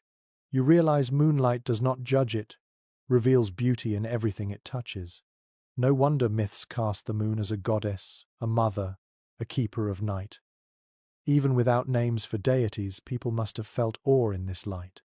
One unusual observation from ethnohistoric accounts: some communities in later times believed that sleeping directly under moonlight could bring dreams or visions, even madness if too prolonged. You wonder if similar beliefs began here, in caves where silver slipped through cracks. Did mothers tug hides tighter over children, warning them not to gaze too long? Or did they whisper that the moon's light carried stories, guiding dreamers into the spirit world? Both ideas could be true depending on who whispered the tale. The beam shifts slowly as the moon arcs overhead. You watch it move across the stone, from ceiling to wall, from wall to floor, until it brushes near your hand. You extend a finger into it, smiling faintly at the cool glow. Fire warms, but moonlight soothes. They are opposites, yet together they cradle you. One guards against cold, the other against fear. You sigh, letting both wash into your skin. Archaeologists often point out that many cave paintings cluster in areas where cracks or openings admit natural light. Was this coincidence or deliberate choice? Some argue that artists used moonlight to illuminate walls, giving sacred paintings a silver stage. Others suggest that these spots were chosen simply because people noticed the beauty of light there. Either way, you understand the allure. Tonight, even without ochre or charcoal, the walls feel alive under the moon's touch. The scholarly debate extends further. Did the moon govern human sleep cycles even more strongly than the sun in winter? With days so short, nights stretched vast, the moon became the clock. When it rose bright, people might wake and move. When it hid, people slept deeper. The truth is uncertain, but as you lie here, lulled by its glow, you sense the moon's command. Your body bends to it without resistance. The silence of the cave is deeper now, broken only by water's drip and the occasional sigh of kin. Yet the moonlight changes silence itself, making it feel sacred rather than empty. You think of it as a gift, proof that the outside world still exists, that stars and skies remain even when walls surround you. Perhaps your ancestors saw the moon as a visitor, peeking in to check on their safety, to bless their rest. A peculiar tidbit emerges from folklore collected in later ages. People often believed dreams under full moons were more vivid, sometimes prophetic. You imagine that tradition beginning here, with a sleeper rolling over in the beam and waking with visions too strange to ignore. Tomorrow, perhaps, they would tell others that the moon spoke through dreams. Stories would grow, myths would root, all seeded by the simple play of silver across stone. Your eyes droop again, though you try to hold them open for a moment longer, unwilling to let the beauty slip away. The cave is hushed, silver and amber blending, warmth and coolness balancing. You feel as though you are cradled not just by stone, fire and kin, but by the sky itself. The moon watches, steady and timeless, and you surrender to it gladly. Sleep comes not in darkness but in silver. You drift into dreams under the gaze of a celestial companion, safe within stone, guided by the rhythms of night that shaped humanity from its beginning. The silver thread of moonlight thins as clouds drift across the sky, leaving the cave darker once more. In the hush that follows, another sound rises to fill the space, a long, low call that carries through the night. An owl. Its voice pierces the stillness, echoing between stone walls, then fades into silence again. You lie very still, ears tuned to its rhythm, half startled, half soothed. The cry is eerie, yes, but also strangely comforting, like a reminder that life stirs beyond the cave without threatening to intrude. Most archaeological evidence suggests that prehistoric people lived in landscapes teeming with nocturnal sounds, wolves howling, owls calling, foxes yipping. Without modern insulation or glass, these noises entered directly into their sleep, shaping rest in ways we can barely imagine today. For some, the calls must have been unnerving.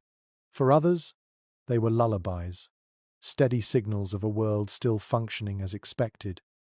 To your ancestors, silence itself may have been more alarming, for silence meant absence of life, perhaps danger. You listen again. The owl calls a second time, deeper now, closer. The sound bounces around the chamber, its timbre altered by rock. In this acoustic theatre, one bird becomes many, as though the cave itself joins the chorus. Some anthropologists believe early people connected these echoes with the supernatural, interpreting nocturnal cries as messages from unseen realms. The cave amplified those beliefs, turning simple calls into voices of spirits. An unusual note comes from folklore. Across many cultures, owls later became symbols of wisdom, death, or prophecy. It's not hard to imagine why. Their eyes glowed in firelight, their calls echoed unnaturally, and their presence was strongest when humans were most vulnerable at night. Perhaps those associations began here, in caves where children stirred under firs at each haunting hoot. Elders may have explained it away with stories, turning fear into meaning. The academic community remains split on whether nocturnal sounds disturbed or supported rest. Some argue that frequent calls fragmented sleep, keeping people in lighter stages. Others suggest these noises blended into a natural soundscape, masking sudden disruptions and helping the brain feel secure. Tonight, lying here with owl cries drifting through the stone, you lean toward the second view. The calls repeat, steady, predictable. They are not interruptions, they are reminders that you are not alone in the night. Your eyes drift half shut as you follow the rhythm. The owl calls, then silence swells, then water drips, then fire crackles. The sounds layer gently, weaving into something larger than any one of them. You realize that prehistoric nights were never silent. They were symphonies composed of elements, animal voices, weather, flame, water, breath. Sleep came not despite the noise, but through it, the body recognizing it as the natural heartbeat of the world. A peculiar detail observed in certain caves: bones of small birds, possibly owls, have been found near hearths. Whether they were hunted for food, feathers, or symbolic meaning is uncertain. Perhaps feathers lined bedding, perhaps bones rattled in ritual, or perhaps the presence of such birds in myth began with their haunting voices outside, creeping into dreams until people sought to embody them in waking life. You imagine an elder keeping an owl feather as a charm beside their bedding, trusting its voice to ward off danger. Another call rings out, longer this time, resonant. A child whimpers faintly, shifting under the hides. A parent's hand soothes, murmuring low, and the child drifts back to sleep. It is a simple act, but it shows how sound shaped bonds. Families comforted one another against the noises of night, weaving reassurance into shared rest. Even fear became communal, softened by touch and voice. You wonder how dreams absorbed these cries. Did sleepers imagine themselves flying with owls, gliding through forests under moonlight? Or did nightmares form, where glowing eyes watched from branches, unblinking, inescapable? Both are possible. Dreams are porous, and the night's soundtrack bleeds easily into them.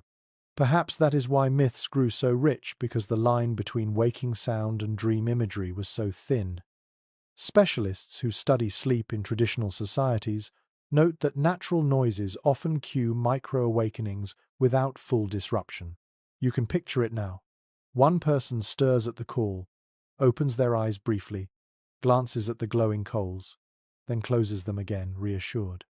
These tiny moments stitch together into a long night's rest, lighter but no less restorative. The owl becomes part of the fabric of slumber, not a tear in it. The fire sighs again, releasing a puff of sparks. The owl answers, as though in conversation. You smile faintly at the idea. Flame and bird talking across the night, two guardians with very different tongues. The cave receives both voices and folds them into its stone body. You are just one listener, drifting at the edge of sleep, carried along by their duet. A curious little finding in acoustic studies: some caves amplify certain frequencies, making owl calls louder or more resonant than others. It may explain why people felt them so significant. To a child growing up in such a cave, the owl might seem larger than life, its call omnipresent, impossible to ignore. Tonight, as the sound swells in your ears, you feel the truth of it. This bird's voice is not small. It is the night's anthem. Your eyelids sink lower, each call blending more seamlessly with your breathing. The owl cries again, but softer now, or perhaps more distant. You cannot tell whether it has flown farther, or whether you are already halfway to dreams. The cave holds you, cradled between stone and sound, between fear and comfort. Outside, predators pace, snow drifts, branches creak, but within, the voices of night are not enemies, they are companions. You surrender to them, letting their rhythm carry you across the threshold. In this cave, in this winter, even the owl's haunting song becomes a lullaby. Your belly feels heavy now, stretched after the evening's meal. The faint taste of fat still lingers on your tongue, smoky and rich from the fire.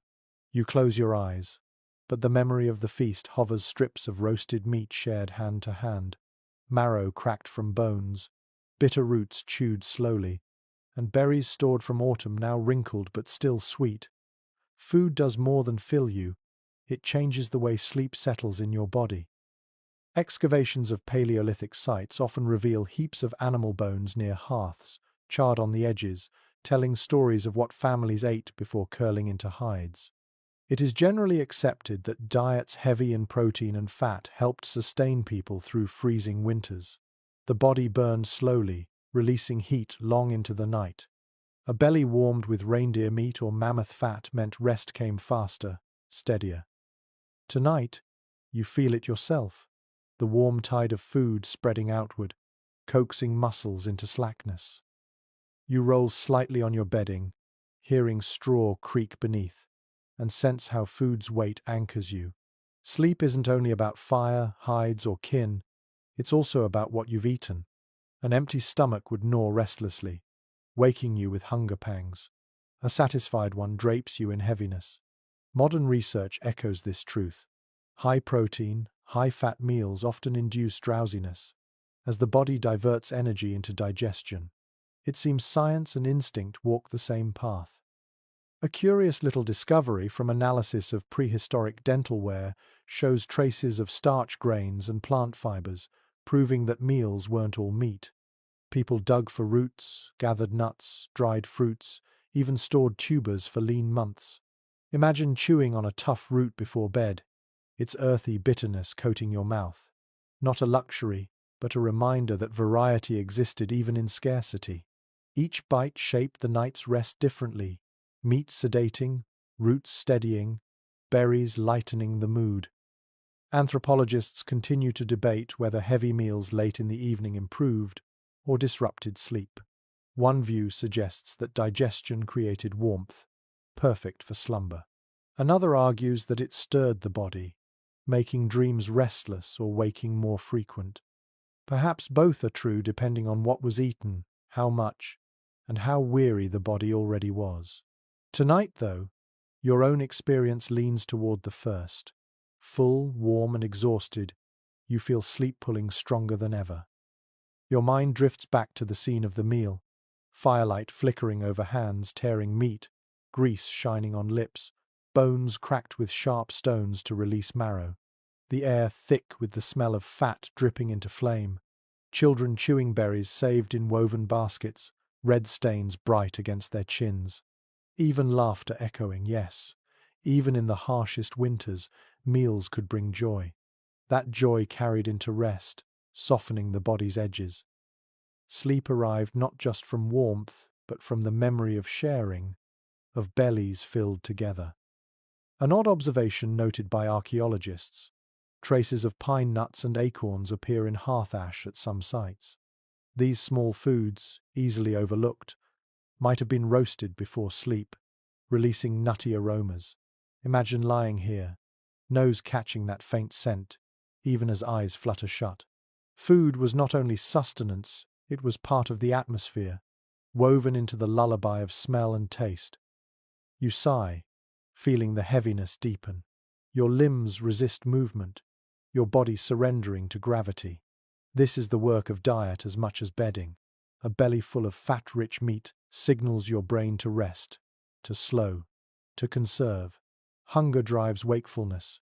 Fullness permits dreams. You realize this is the hidden rhythm of winter nights. Eat, warm, sleep, repeat. The cave was not simply shelter. It was a dining hall, a hearth, a bed, all in one. The scholarly community is not in full agreement on how storage of food influenced sleep patterns. Some propose that groups who managed to store dried meats and roots slept easier, less troubled by hunger. Others argue that scarcity forced fragmented nights, with people waking to snack on small reserves. The truth may be varied.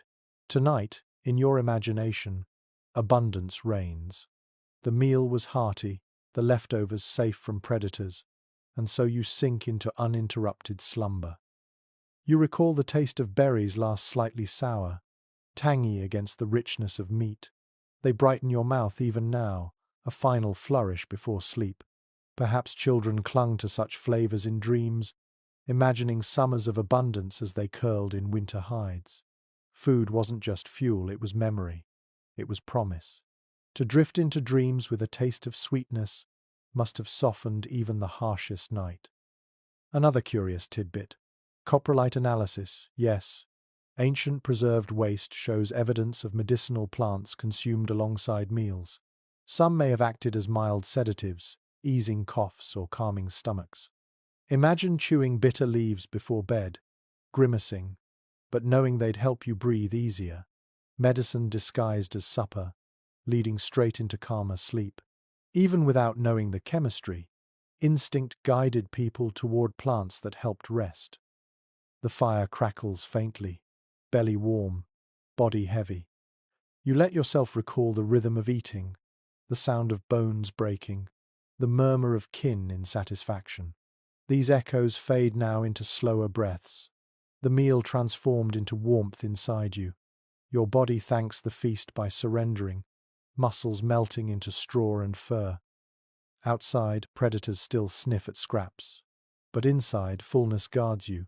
Hunger has no claws tonight, no teeth gnawing in the dark.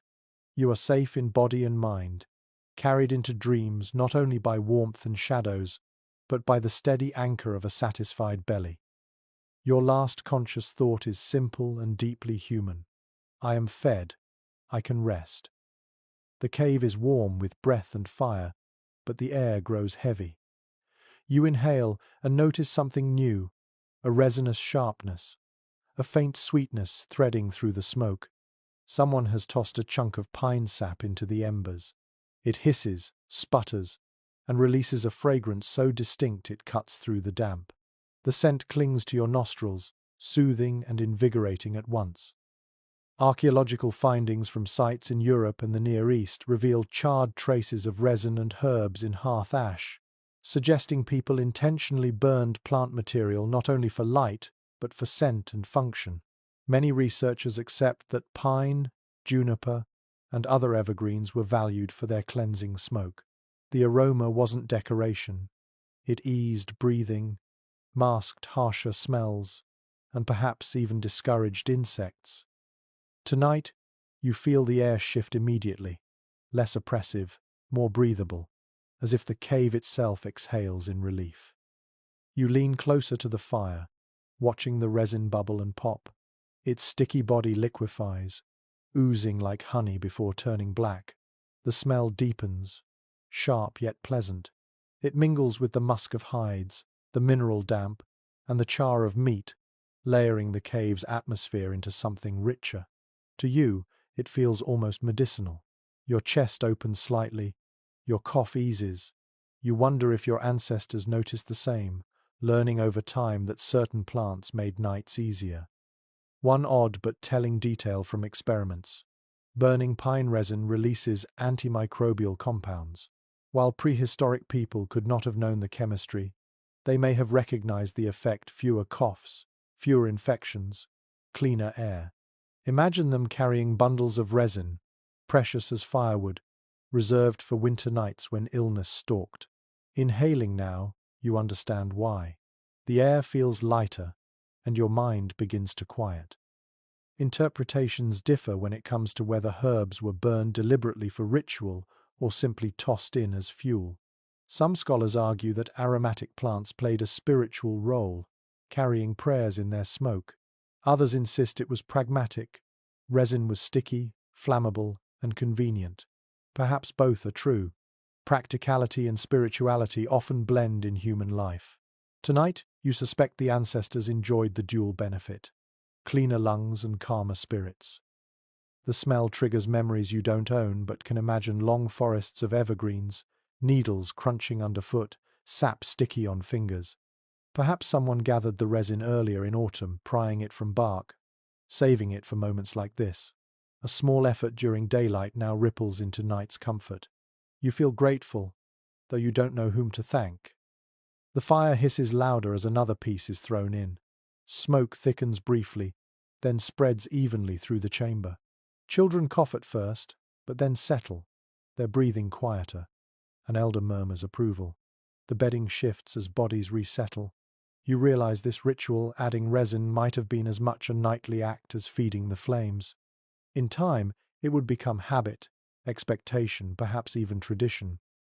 A curious little discovery at some sites: sprigs of herbs like yarrow and chamomile pressed into bedding layers.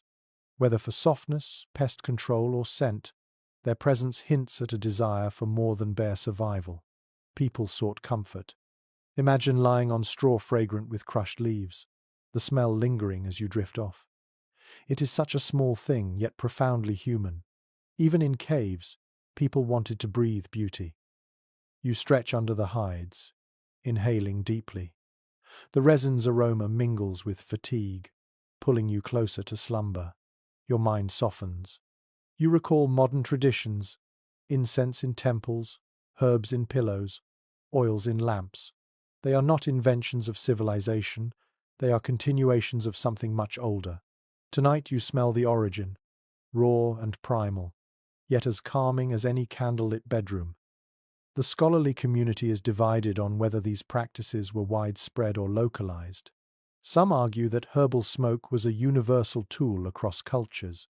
Others believe it was limited, shaped by local vegetation and knowledge.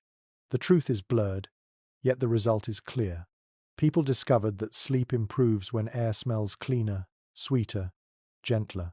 You feel that truth seep into your bones as you breathe more easily. You imagine the cave now layered in scents: musk of hides, tang of damp stone, char of meat, and now the bright sharpness of pine. It is a perfume of survival, earthy and grounding.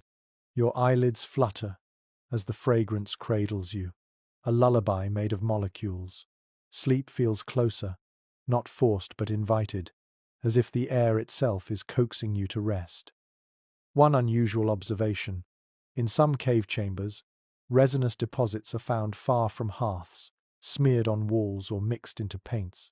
Perhaps resin wasn't only burned but used as binder for pigments, or even as a ritual incense during painting. If true, then every sense, sight, smell, touch was engaged during nightly rituals. You lie here imagining artists coating walls under the same scent you now breathe, their minds sharpened by resin smoke as their children drifted to sleep nearby. The firelight flickers as resin flares bright, a final crackle before softening again. The cave fills with fragrant haze, gentler now, no longer harsh. Your lungs expand easily, and your heartbeat slows. The resin has worked its spell, whether through chemistry or suggestion. Sleep approaches like a tide, steady and unstoppable. You curl deeper into your hide, letting the scent linger. Outside, snow piles higher. Inside, the air is warmer, sweeter, safer. You smile faintly, knowing your ancestors found this comfort long before science could explain it. They discovered that to sleep well, one must not only fight cold but also care for breath. Tonight, you share in that ancient wisdom. And so, lulled by pine and smoke, you surrender to dreams, lungs and spirit both at ease. The fire glows steadily, resin still crackling faintly, and you turn your head toward a quieter corner of the cave. There, bundled tightly in hides and moss, are the children, small bodies curled against the rock wall, their cheeks ruddy from warmth, their breaths puffing faintly in the cool air. You watch them with a softness that comes unbidden, the way adults everywhere feel when gazing at sleeping children. Their presence makes the cave more than stone and fire. It makes it home. Archaeological excavations often uncover miniature footprints near hearths and bedding, proof that children shared these spaces intimately. It is widely accepted that even in prehistoric nights, little ones slept close to parents, wrapped in communal furs for both warmth and protection. To imagine them placed apart, left alone, feels unthinkable. The dangers of cold and predators demanded closeness. You see it now. Their small hands tucked into their mother's sides, their bodies nested within layers of hides. One curious little finding from South African sites shows bedding layers interwoven with softer grasses, possibly chosen for children. The grasses resisted insects better and made surfaces more comfortable. You picture parents gathering such materials deliberately, giving their children the best place to rest. Even in scarcity, care was abundant. Comfort for the youngest was survival for the group. Debates persist among scholars about whether children's presence in caves shaped the rhythm of adult rest. Some argue that constant waking feeding infants, soothing cries fragmented slumber. Others propose the opposite, that the sound of children breathing reassured parents, easing them into sleep. As you listen to the faint sighs and murmurs from the corner, you lean toward reassurance. The small sounds are not disruptions, they are proof of continuity, of life carried forward. You imagine one child stirring, eyes half opening, whispering for water or warmth. A parent shifts without hesitation, adjusting the hide, murmuring low. The child drifts back almost instantly, comforted by touch more than words.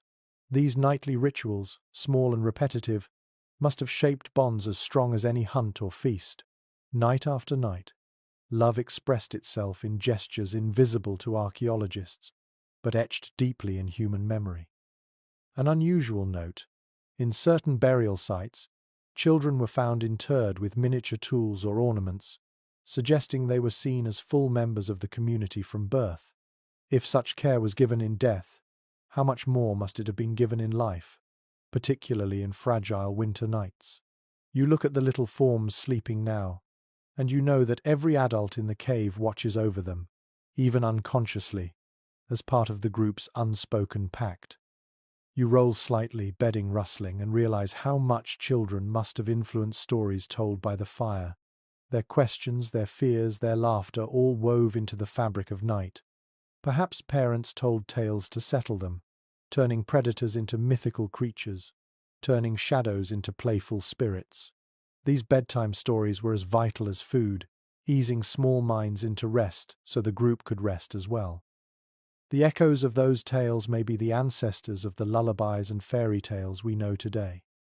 Researchers continue to explore whether place spaces in caves, small alcoves with scattered bones, or tools served as daytime corners for children.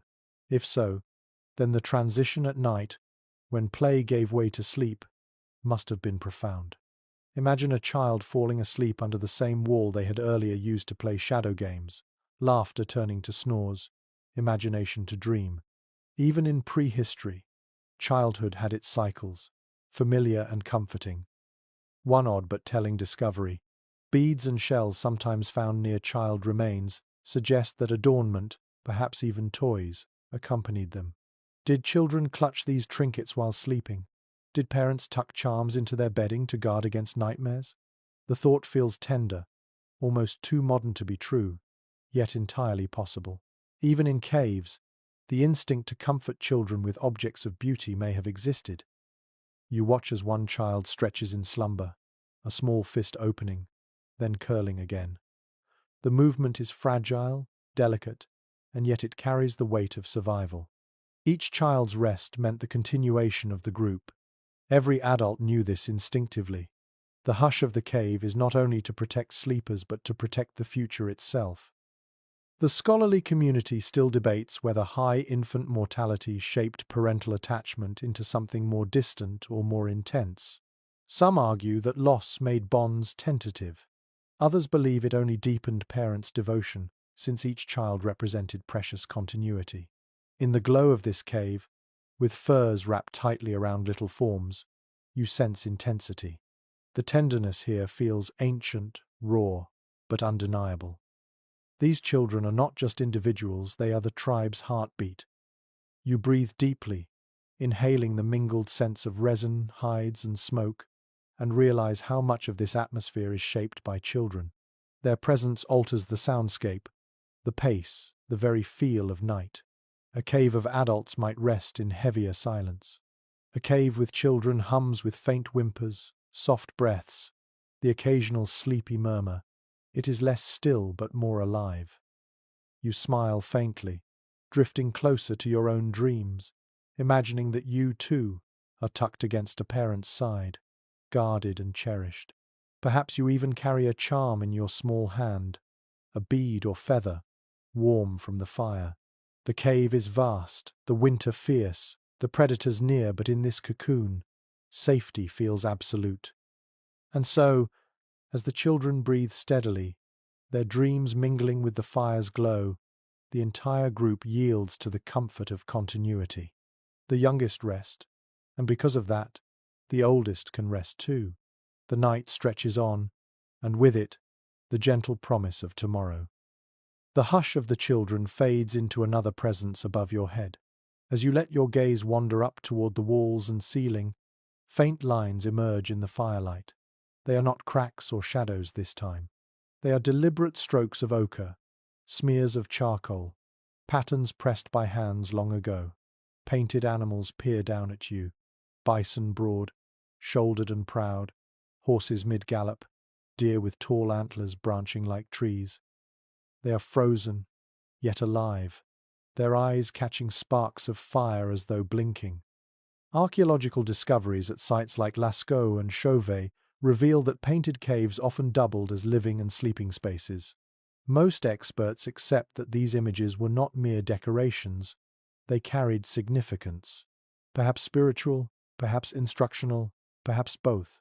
To sleep beneath them was to be watched by more than family, it was to lie under the gaze of spirits, of creatures larger than life, guardians or guides for the night.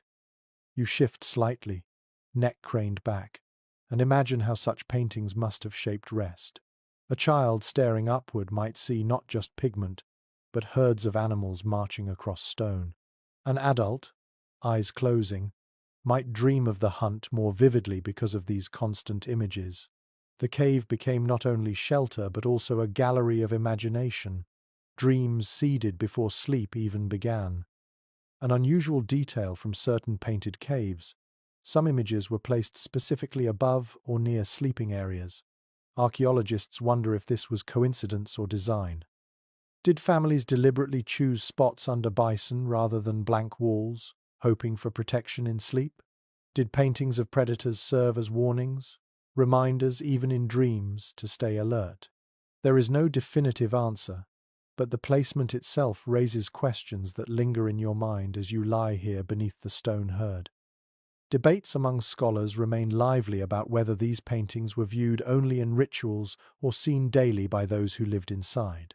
Some argue the art was sacred, reserved for ceremonies deep in the caves, far from sleeping chambers. Others note that soot and ash near painted walls suggest fires burned regularly below them, meaning people lived with these images constantly. You, staring up at ochre forms, believe the latter. They are too present, too vivid, too close to ignore. The fire flickers, and shadows ripple across painted bodies. Suddenly the bison appear to move, the horse's legs to kick, the deer's antlers to sway. The illusion is startling but mesmerizing.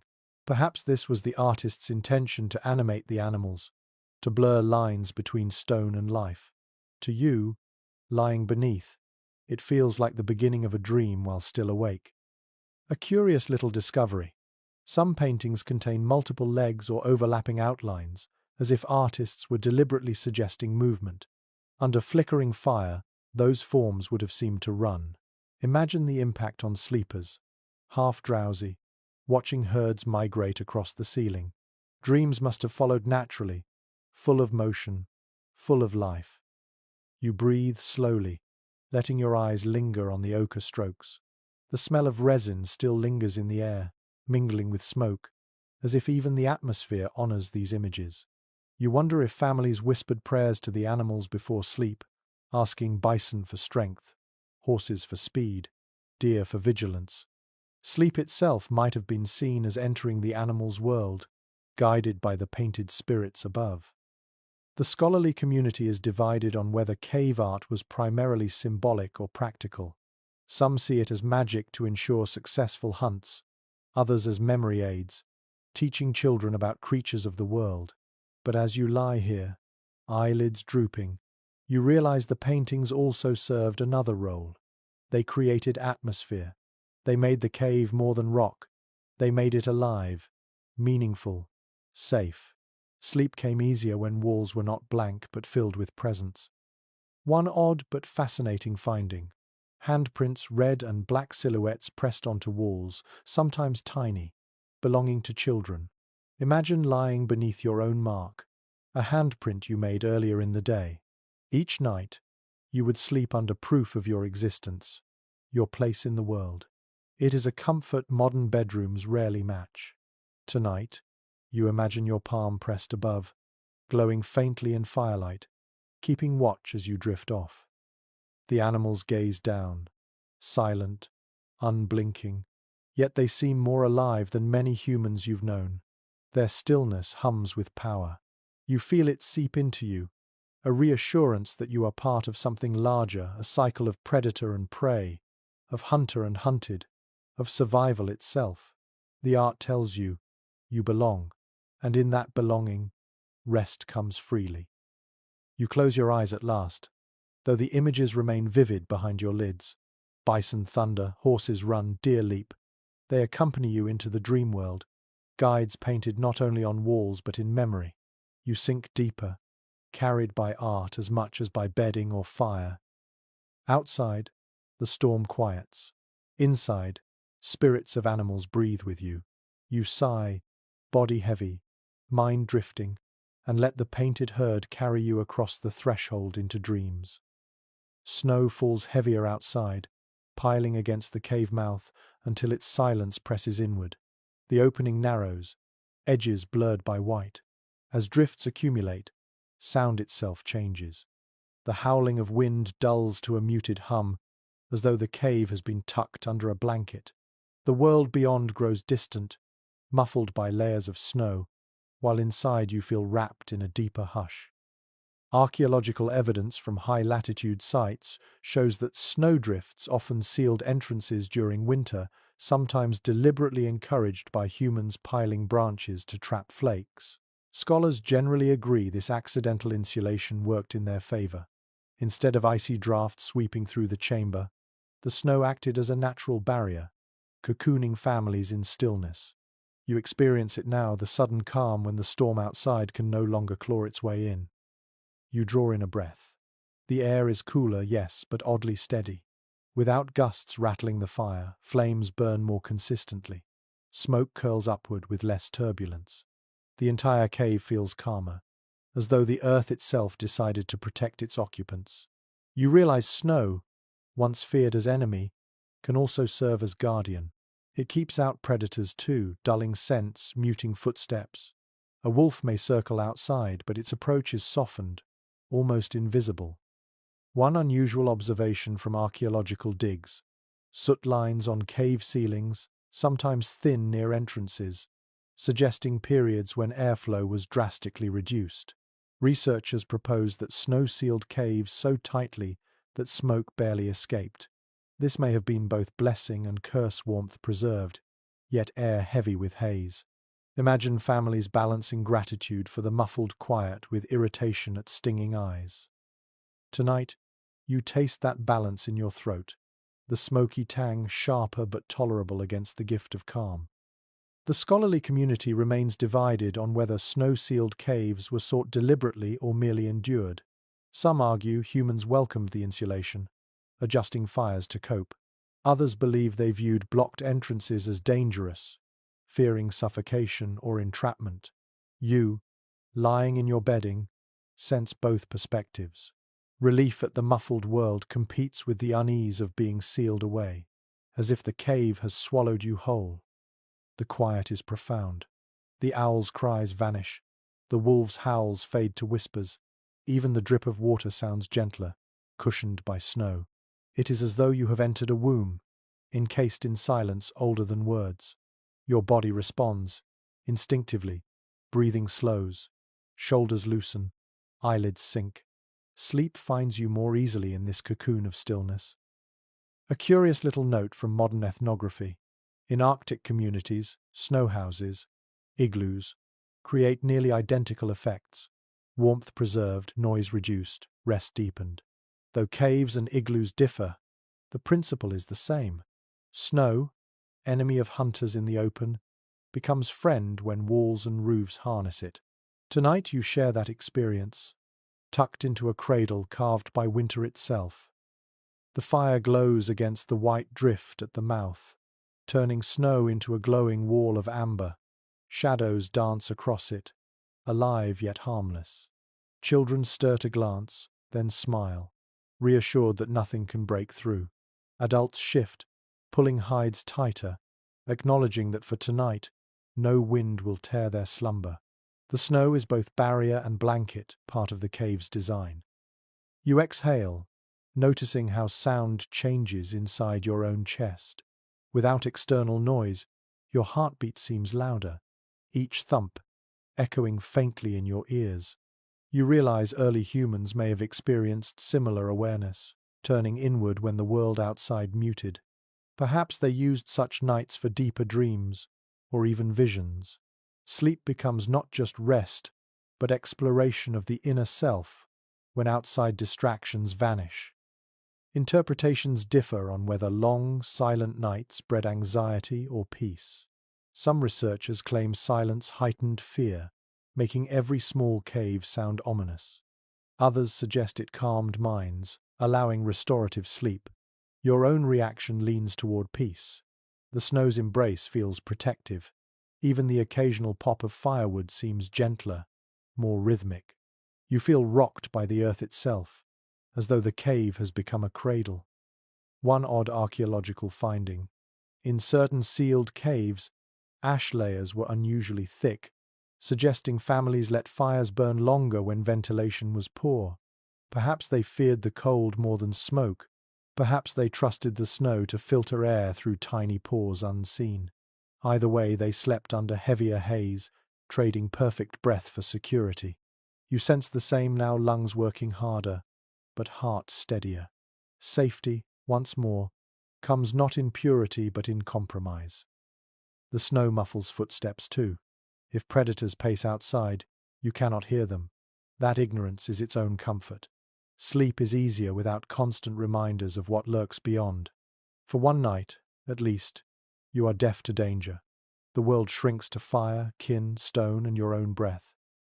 The longer you lie in the muffled silence, the heavier your body feels. Each sound grows distant. The crackle of resin, the drip of water, the sigh of hides shifting. They do not vanish, but they soften, layered under silence like pebbles under snow. Your brain drifts, lulled by absence, tricked into believing the world itself has gone still. It is the perfect stage for dreams. You close your eyes, breathing the smoky, resin-sweet air, and let the muffled night cradle you. Outside, storms rage, predators roam, snow piles. Inside, you rest in silence, sealed away, safe in the womb of winter. The cave is hushed, the snow piled thick against the entrance, and yet even in such stillness you feel a familiar ache creeping through your bones. The bedding is soft enough, the fire steady, but the stone beneath remains hard, unyielding. Your hips press into it, your shoulders complain, your knees stiffen. Age does not matter. Even the young wake with soreness after nights on stone. You shift slightly, seeking relief, but every movement reminds you of the cold ground beneath. Archaeological studies of early skeletons show telltale signs of wear: arthritic joints, compressed spines, and thickened bone growths. It is widely understood that prehistoric life was hard not only because of hunts and dangers, but because rest itself took a toll. Night after night on firm rock, no mattress beyond hides and straw, the body bore the marks of endurance. You can feel it now, how the ground itself leaves its memory in your muscles. You curl tighter, trying to find warmth and comfort together. The hides soften the worst of it, but stone pushes back, indifferent. Your ancestors adapted, their bodies toughened, their thresholds shifted, yet pain must have lingered. Imagine an elder groaning softly as they turned, joints swollen, back stiff.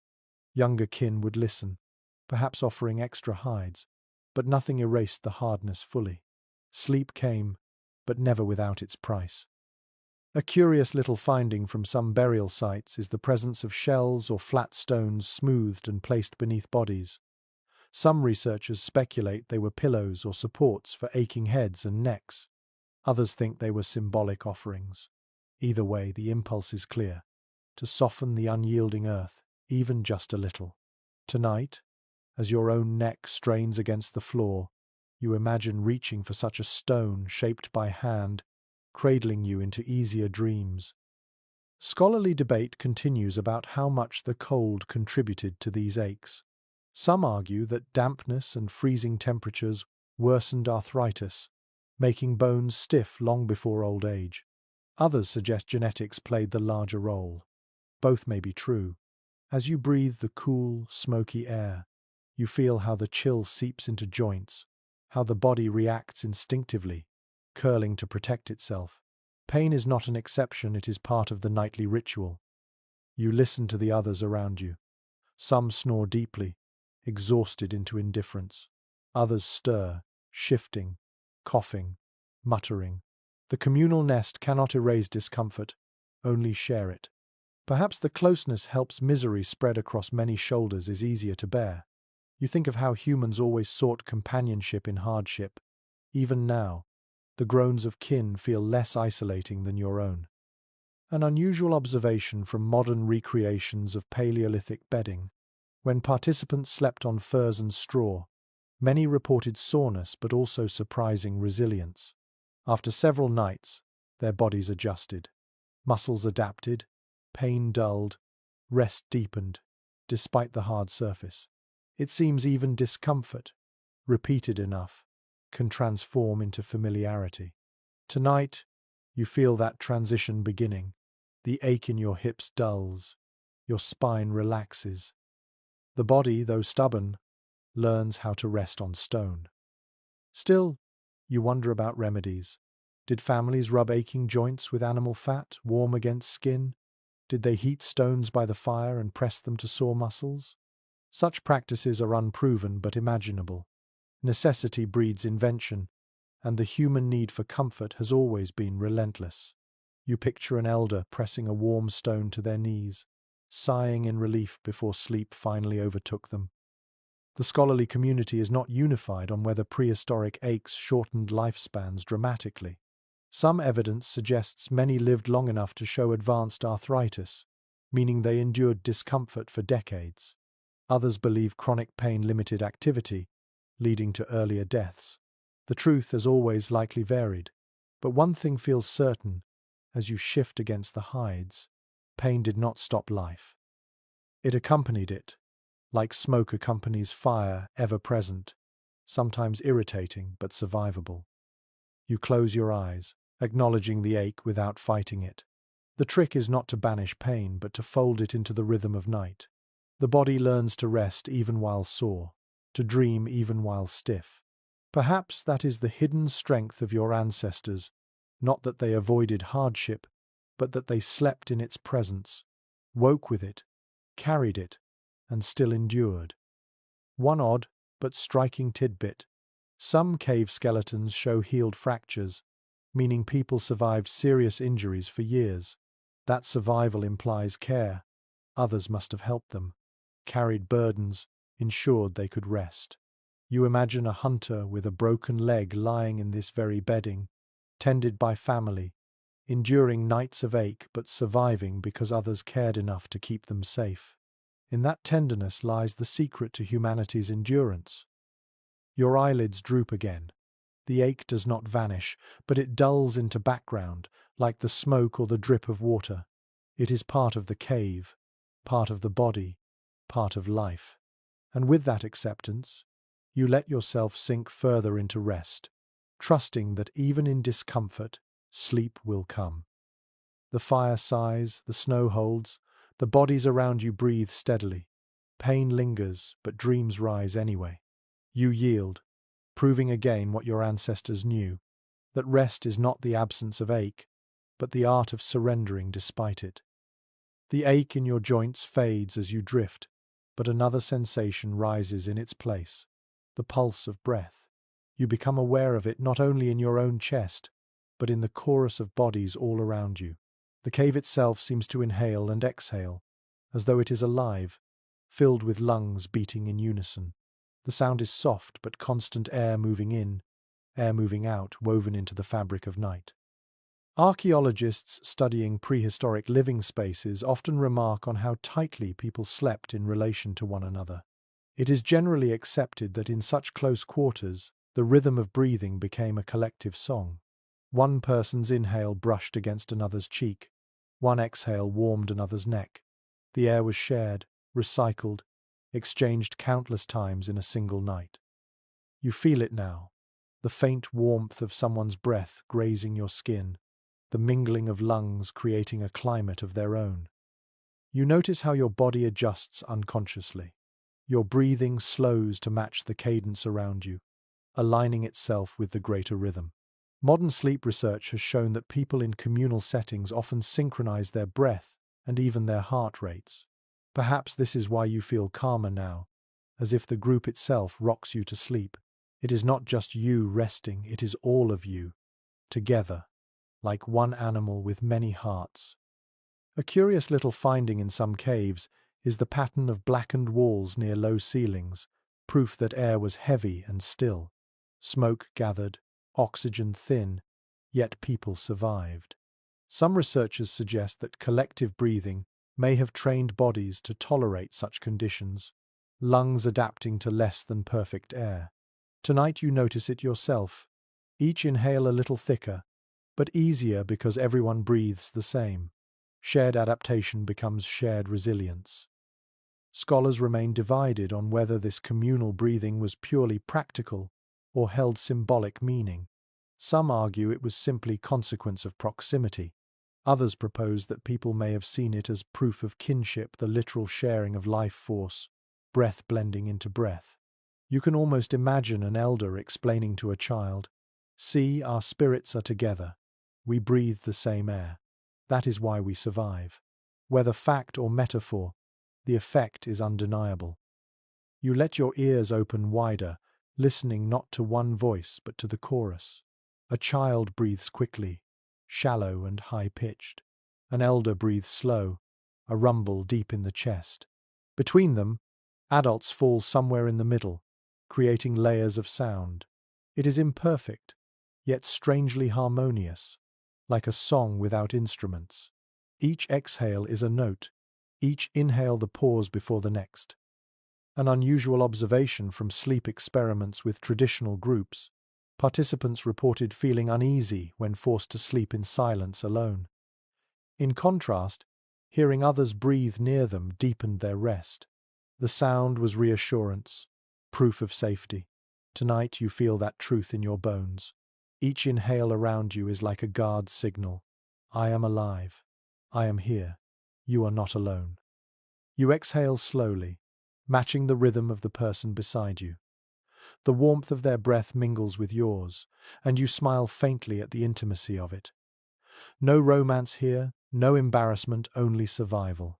To breathe together is to live together. In winter's heart, this truth is more powerful than any spear. One odd but touching detail emerges from ethnographic accounts. In some cultures, breath was thought to carry pieces of the soul. To share breath was to share spirit. If similar beliefs existed in prehistory, then sleep itself may have been seen as a merging of lives, souls braided together through exhalations.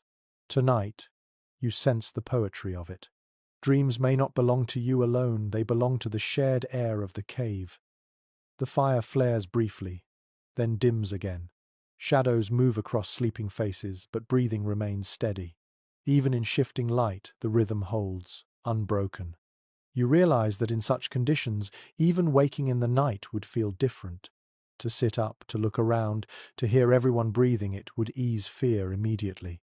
Nothing is more calming than proof that the group endures. The scholarly community continues to discuss whether such tight living conditions caused disease to spread faster. Some argue it did, and skeletal evidence of infections supports the concern. Others counter that the benefits of shared warmth and safety outweighed the risks. As you breathe in smoky, recycled air, you feel both truths pressing in. Illness was always possible, but loneliness would have been far deadlier. Your eyelids droop, and the chorus grows softer, blending until you cannot tell whose breath is whose. The cave becomes a lung, rising and falling, sighing with life. You are part of it, inseparable, carried by the group's rhythm. Even dreams begin to echo with breath, each image tied to inhale and exhale. One peculiar tidbit. In certain preserved sites, ancient bedding layers are found packed tightly, suggesting people lay so close that their heads nearly touched. Picture the intimacy of that. Breath-brushing hair, warmth sealing gaps. Tonight you imagine lying in such closeness, your cheek against another's shoulder, your breath joining theirs. There is no privacy here, but there is profound comfort. You close your eyes fully, surrendering to the rhythm. The cave sighs. You sigh. Kin sigh. All together, one tide of air. The world outside may be wild, sharp, merciless, but inside this chamber breath is shared, and in that sharing lies safety.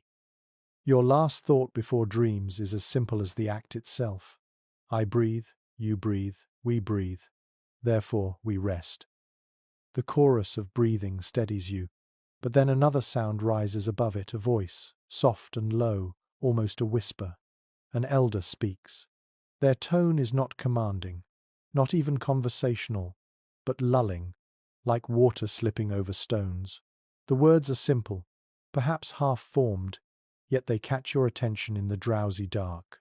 It is a story, and in this cave, a story is as essential as fire. Archaeological traces cannot capture words, but ethnographic parallels suggest that oral storytelling is among the oldest human traditions. Around fires, under hides, families passed the hours with tales of animals, ancestors, spirits. It is generally agreed that such stories were not only entertainment, they were memory, teaching, comfort. Tonight you listen as the elder's murmur weaves through the chamber, carrying images that soothe even as your eyelids sink. The tale begins with a great stag, its antlers stretching wider than the trees, wandering across snowy plains. You picture it clearly, the firelight painting shadows on the walls to match the description. Children shift in their bedding, drawn half awake by the familiar cadence. Adults smile faintly, knowing the story as well as their own names. It has been told many times, yet repetition is part of its charm. The stag always wanders, always triumphs, always reminds listeners of strength in lean times. One curious detail from later hunter-gatherer groups. Bedtime stories often mirrored the practical world hunting animals, surviving winters but clothed them in magic. They taught children how to live, while also giving adults a sense of purpose. The line between myth and manual blurred. You feel that blending now as the elder describes the stag scraping snow to find hidden grasses. It is both fantasy and instruction, teaching patience and endurance. Scholars remain divided on whether these tales were purely pedagogical or spiritual. Some argue they were mnemonic devices, practical lessons remembered through rhythm. Others insist they were sacred, a way of calling animal spirits into dreams.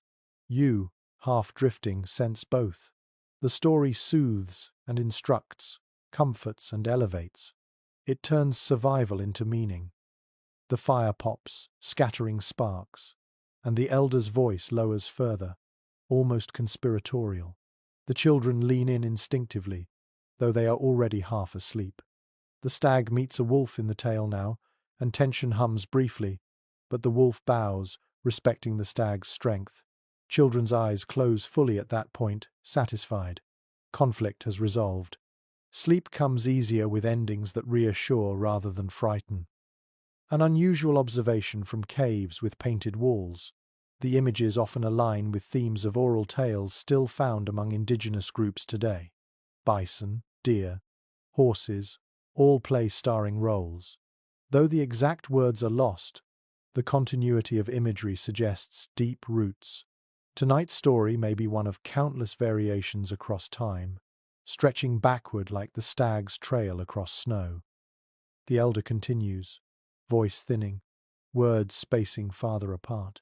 Even their storytelling reflects the rhythm of sleep, slowing until silence fills the gaps. Perhaps this is deliberate, a technique honed over generations. Speak until the listeners drift, then stop. A story does not need a final line. Sleep provides the ending. One odd but delightful tidbit. Modern researchers in dark retreats sometimes begin speaking to themselves aloud before sleep, finding that stories calm their minds. It suggests that the instinct to tell tales before resting is ancient, built into our species. Without it, silence can feel too wide, too empty. Tonight you are grateful for the voice, for the cadence, for the words that carry you gently across the edge. The scholarly community debates whether such tales were communal or individual. Some argue everyone contributed, each adult offering fragments until the story grew like a braided rope. Others believe one elder often held the role of storyteller, keeper of words. You imagine both at different times, but tonight one voice dominates, steady and soothing, guiding all toward dreams. Your body grows heavy, and your mind slips into the imagery. The stag, the wolf, the snow, they are no longer outside you but inside, shaping dreams. Story becomes dream without seam. You wonder if the elder planned it that way, planting seeds in minds so that sleep continued their work. Instruction, myth, memory, all carried forward through dreams born in firelight. The last words trail off. The elder sighs, their own breath slowing as they finally join the slumbering group. The cave is quiet again, but not silent. The story lingers, glowing faintly in the minds of listeners, blending into the rhythm of breath and the flicker of coals. Sleep now belongs to everyone. You close your eyes fully, the stag's antlers stretching across the ceiling of your dream. The cave has given you warmth, food, breath, and now words. Together they cradle you, guiding you deeper. The elder's voice has faded, but its echo remains in the cave's stillness. Now, as your body sinks deeper, your mind wanders into the fragile terrain of dreams. Images arrive unbidden, flickering herds on the walls turning to life, snowfields stretching endlessly, predators with glowing eyes circling just beyond reach. You are asleep, yet not fully surrendered, hovering in the liminal state between wakefulness and dream, where cave life often drifted. Anthropologists studying traditional societies note that dreams were not private matters but shared resources. It is widely believed that prehistoric people treated dreams as messages, visions to be retold around the fire at dawn. A dream of a bison could be omen, instruction, or reassurance. To sleep was not just to rest, it was to consult the world beyond. You feel that weight now, each image in your mind heavy with meaning, as though the night itself is trying to teach you. The bison charges through your dream, its hooves pounding snow that glitters under a pale moon. It does not frighten you. Instead, it leads you forward, inviting you to follow. You sense that if you share this vision tomorrow, others will nod, understanding that bison must be tracked soon. Dream becomes strategy, a whisper of survival disguised as fantasy. A curious little detail from certain caves. Artifacts such as bone flutes or shells have been discovered near bedding layers. Some researchers propose they were used in rituals, perhaps to induce particular dream states. Sound and rhythm before sleep might have guided the mind into visions. Tonight you hear only the steady chorus of breath, but even that rhythm shapes your dreams, carrying you deeper into a landscape of animals and fire. Scholars still discuss whether dreams were seen as personal or communal property.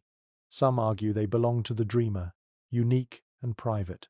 Others suggest they were collective, meant to be told aloud, analyzed, shared.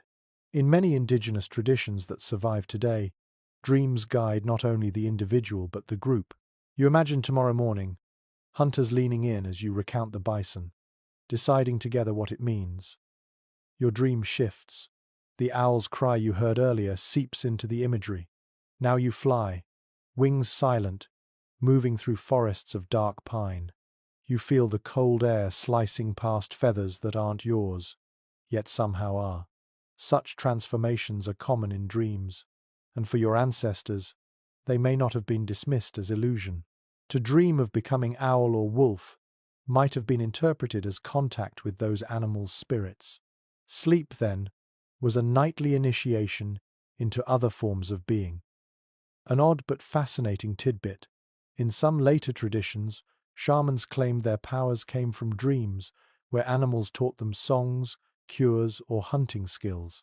While we cannot know for sure if Paleolithic dreamers held such roles, the possibility lingers. Perhaps one sleeper's dream guided the whole group, elevating them as intermediary between worlds. In that case, sleep was not passive, it was active, sacred, a nightly voyage on behalf of everyone. The fire pops, startling you awake for a moment, then you drift again. The dream resumes, now carrying traces of resin's fragrance. You see smoke coiling into shapes, turning into human forms that gesture silently. Are they ancestors? Spirits? Your mind cannot decide, but your heart swells with both fear and comfort. Dreams blur boundaries, allowing the dead to return, the future to arrive early, the impossible to unfold.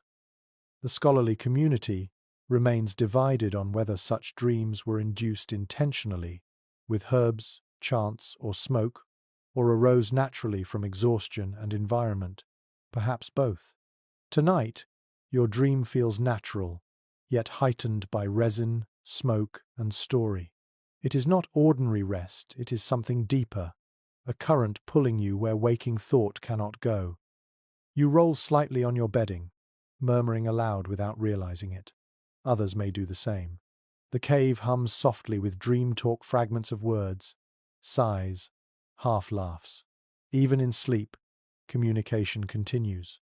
Perhaps this two-shaped myth, when someone recited fragments of a dream while still unconscious, and others remembered them in the morning. The boundary between dreaming and storytelling was thin, porous. One peculiar observation from research into sleep cycles: REM sleep often arrives in bursts, accompanied by vivid imagery. In dark environments, without artificial interruptions, such cycles can stretch longer, leading to elaborate dream worlds. Your ancestors likely spent more time dreaming than modern people do. Imagine the richness of their inner lives, carried each morning into the fire circle. Dreamtime was not escape, it was another form of living. Your dream grows stranger now. The painted deer on the wall steps down, antlers catching firelight, eyes glowing. It turns to you and speaks not in words you know, but in rhythms of breath and sound. You do not understand fully, yet you feel instructed, changed. This is what your ancestors might have called wisdom, even prophecy.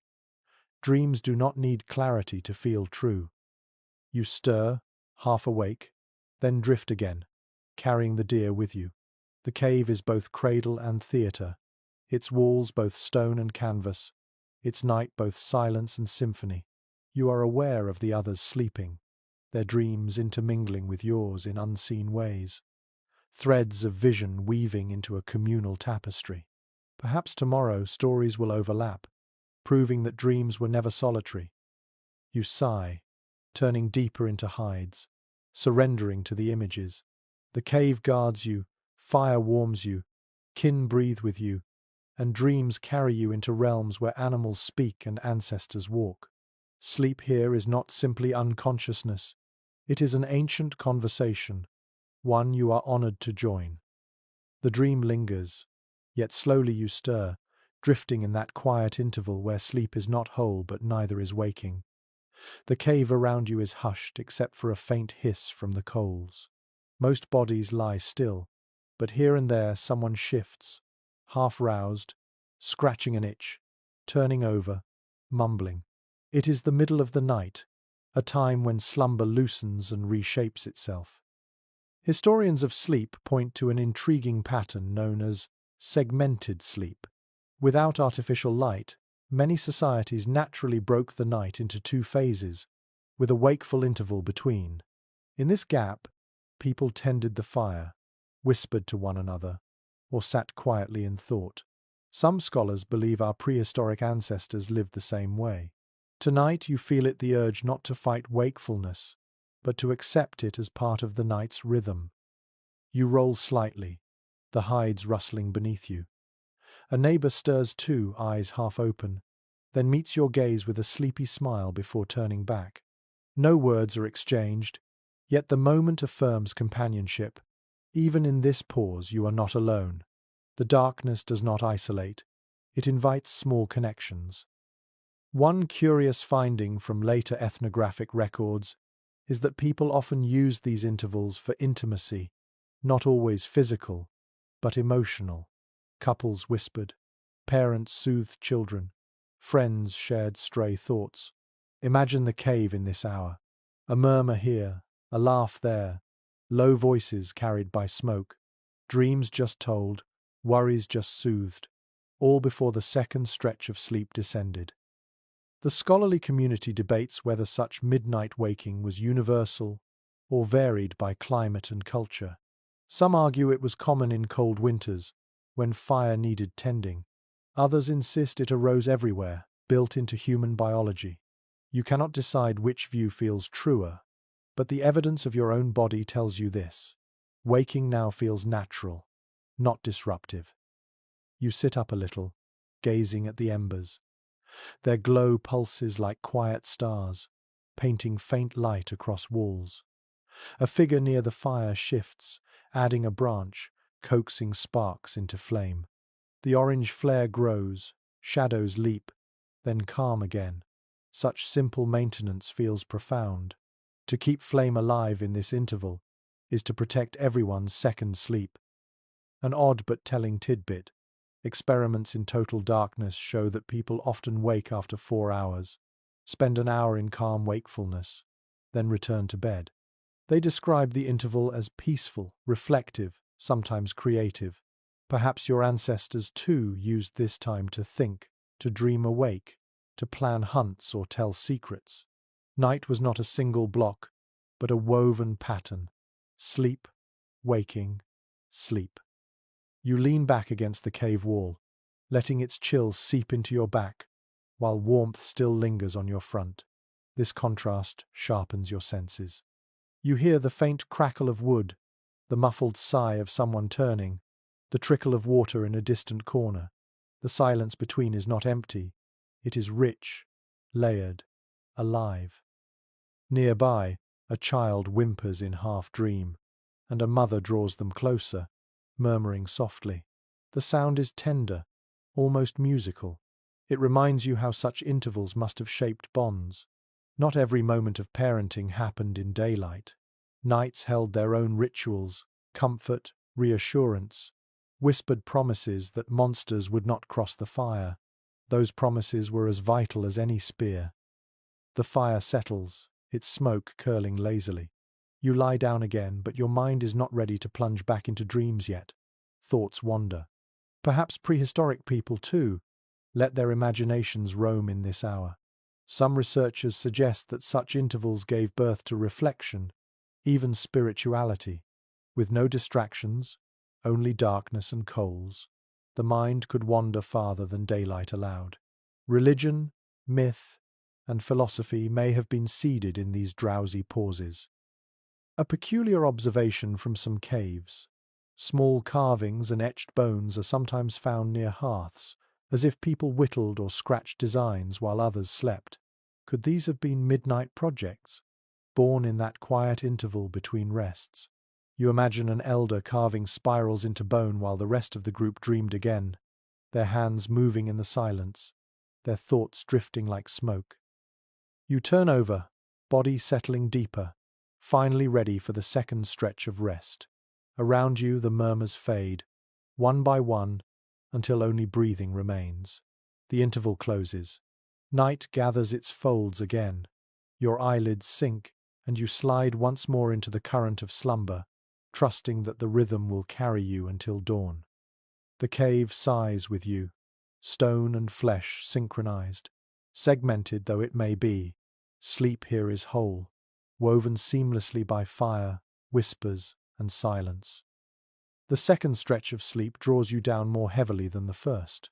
Dreams swell again, stranger this time, more vivid, as though the mind, warmed and quieted by the brief waking, plunges deeper into its own river.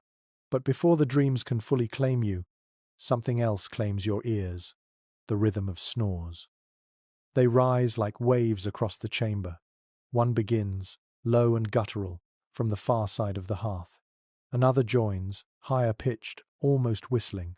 Soon the cave is filled with overlapping tones, a chorus of nasal song. It is imperfect and uneven, yet oddly comforting. The noise is proof that everyone sleeps, that vigilance can rest for a while. Archaeological evidence leaves no record of soundscapes, yet modern studies of group sleeping give clues. It is generally accepted that prehistoric caves would have been noisy at night. Snores, coughs, shifting hides, muttered dream words. Silence would have been rare. To us, accustomed to private rooms, such noise might feel disruptive. But for your ancestors, it was part of the lullaby of life.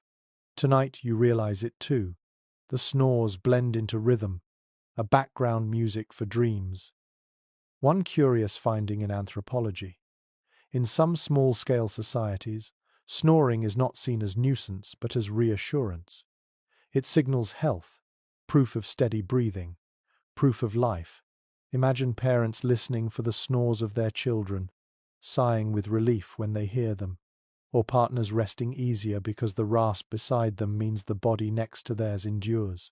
Tonight, the guttural rumble of an elder sounds almost like a drumbeat, steady and grounding.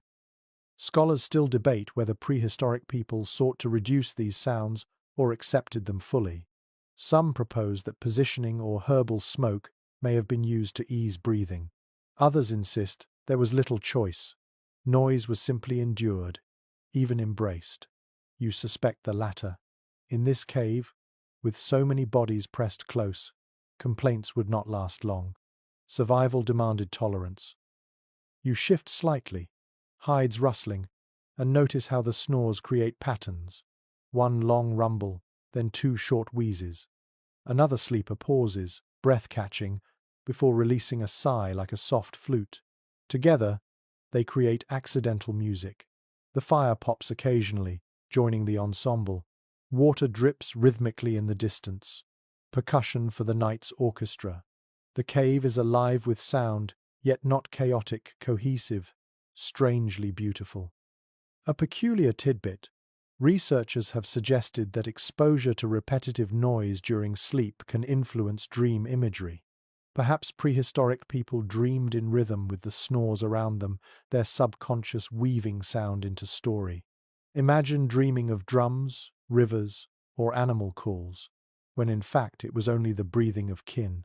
Tonight you feel that possibility, the rumble outside your ear morphing into a dream of thunder. The scholarly community remains divided on whether such noisy nights fragmented rest or fostered resilience. Some argue constant interruption made deep sleep rare. Others counter that the brain adapts, tuning out familiar sounds while waking instantly at unfamiliar ones. That ability remains in us today. A parent sleeps through traffic but wakes at a child's cry. You sense that adaptation sharpening here. The snores fade into background, but if danger stirred outside, your body would snap alert. You smile faintly in the dark.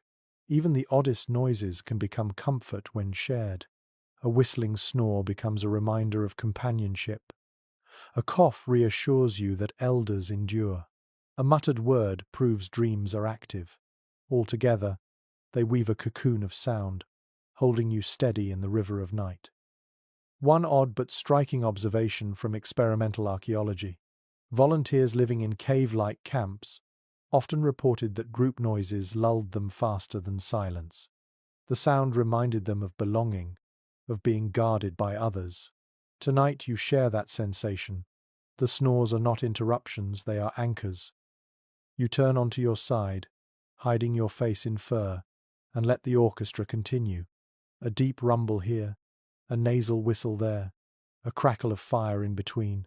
Even your own breath joins, part of the composition whether you intend it or not. The cave hums like a living body, every noise a heartbeat. Dreams return, shaped by the sound. You wander through a forest where trees groan like sleepers and rivers gurgle like snores. The world itself breathes with you. Far from annoyance, the soundscape becomes a companion in dream, proof that even in unconsciousness you are never alone. The fire sighs, the snow holds, the chorus continues. You yield fully now, letting snores and coughs rock you into deeper slumber. The cave is no silent sanctuary. It is noisy, alive, communal, and in that noise lies the deepest comfort of all.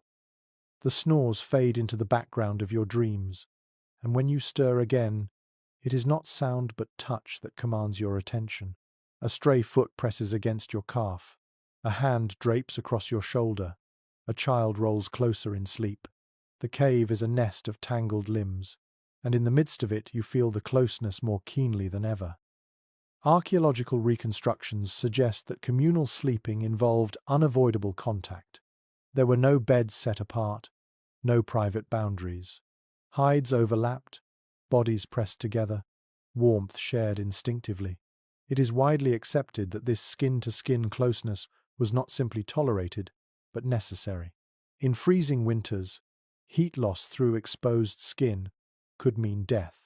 Contact was the currency of survival. You shift slightly, feeling how each body molds into the next. Shoulders rest against shoulders, knees tuck behind knees, breath brushes against the nape of your neck.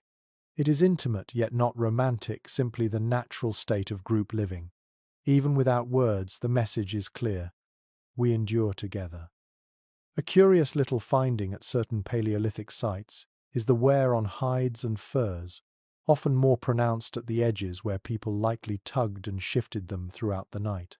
This suggests that coverings were not individual but communal, passed back and forth, pulled tighter by one, loosened by another. Imagine the nightly choreography, dozens of micro-adjustments, each ripple affecting the group. To rest in such a setting meant surrendering a part of yourself to others' movements. Scholars debate whether such intimacy bred comfort or tension. Some argue it created profound bonds, reinforcing trust night after night. Others suggest constant touch and disturbance may have fueled irritability. Perhaps both are true. Tonight you sense the balance, an elbow jabs slightly too hard, yet the warmth it provides outweighs the annoyance. You exhale and accept, understanding that closeness is never perfect but always vital. The firelight glows faintly, painting faces in amber. You watch a child nestled into a parent's chest, their breaths synchronized. Another pair of sleepers lie back to back, spines aligned like puzzle pieces. An elder rests with an arm stretched outward, two grandchildren tucked against it like roots around a trunk. The arrangements are unplanned yet meaningful, bodies forming constellations of comfort across the cave floor. An unusual note from modern studies of communal sleeping. When people share body heat, their core temperature remains more stable throughout the night, leading to fewer wake-ups. You feel this truth in your bones. The warmth against your skin is steady, reliable. Even when the fire dims, the living furnace of kin sustains you. You wonder how dreams respond to such closeness. Do minds, like bodies, overlap? Do shared touches shape shared visions? Some anthropologists suggest that group dreaming may have reinforced social unity, giving entire families similar imagery to discuss at dawn. It is not provable, yet as you drift, you sense that your dreams are not yours alone, they belong to the circle of limbs and warmth holding you. One odd but telling tidbit. Studies of heart rhythms show that when people sleep in contact, their pulses sometimes align, beating in unison. Imagine that happening here. Dozens of hearts sinking in the night. The cave itself becomes a drum, each thump echoing faintly through stone. You press your hand against a companion's chest, almost feeling it. Their rhythm calms yours, and together you settle deeper. The scholarly community remains divided on whether prehistoric people valued privacy in any modern sense. Some argue that closeness was all they knew, and solitude was unthinkable. Others insist individuals sought small moments apart at cave mouths, in side chambers, under separate hides. Tonight, in the middle of the circle, you lean toward the first view. Separation feels dangerous, alien. Here, closeness is comfort, privacy an unnecessary luxury. You turn, nestling deeper into the tangle. A hand slips from your shoulder, replaced by another. The warmth shifts but never fades. Even in movement, the group remains whole. You realize this is the essence of prehistoric sleep, not individual rest, but collective surrender. Each body lends itself to the others, weaving a safety net through contact. Dreams return again, shaped by touch. You imagine yourself part of a larger animal, limbs joined, hearts aligned, moving as one.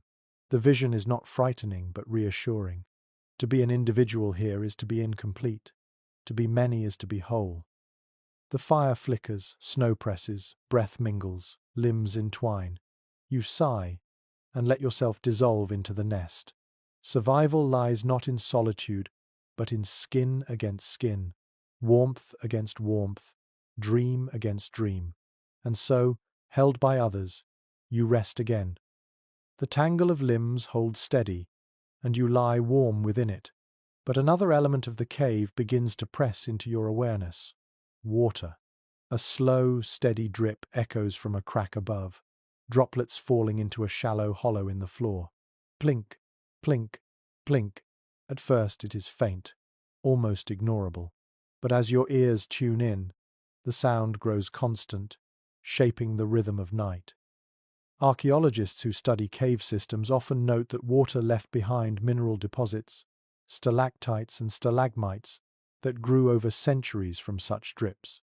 It is widely accepted that prehistoric families heard these sounds every night, a background metronome of the earth itself. For you, lying here, it becomes both soothing and insistent, a reminder that time is passing even as you sleep. You notice how the droplets alter the atmosphere. The air is damp, clinging to skin, carrying the faint tang of minerals. You breathe it in cool, metallic, almost sharp. Some researchers suggest that such humidity may have irritated lungs, especially in smoky caves. Others argue it kept airways moist, easing breathing in dry winters. You feel both truths at once, a faint heaviness in your chest, yet also relief against the harshness of smoke. One curious little discovery at certain sites: shallow stone basins near bedding areas, filled not only with water but with traces of herbs. Scholars speculate these may have been used for rinsing, soothing, or even rituals before sleep. Imagine dipping your hands into cool mineral water, washing away smoke before curling under hides. Tonight, you picture an elder leaning over the hollow, letting the drip collect, then cupping it to sip before lying down again. The scholarly community is still uncertain whether dripping water was embraced as lullaby or cursed as nuisance.